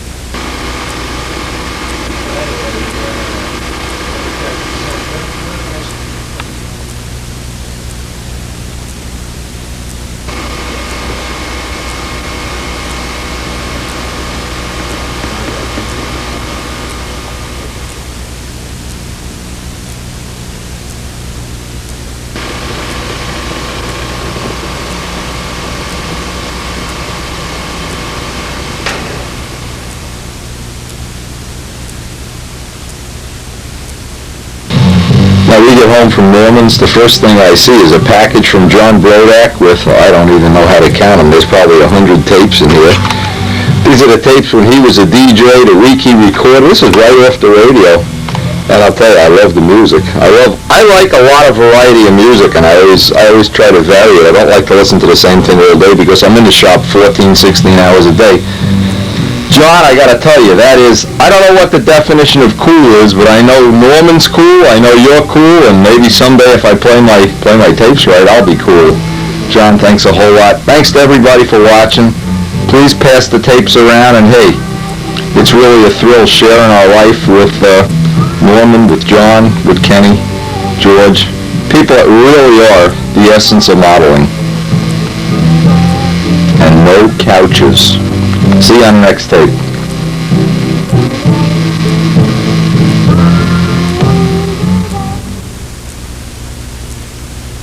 Aye.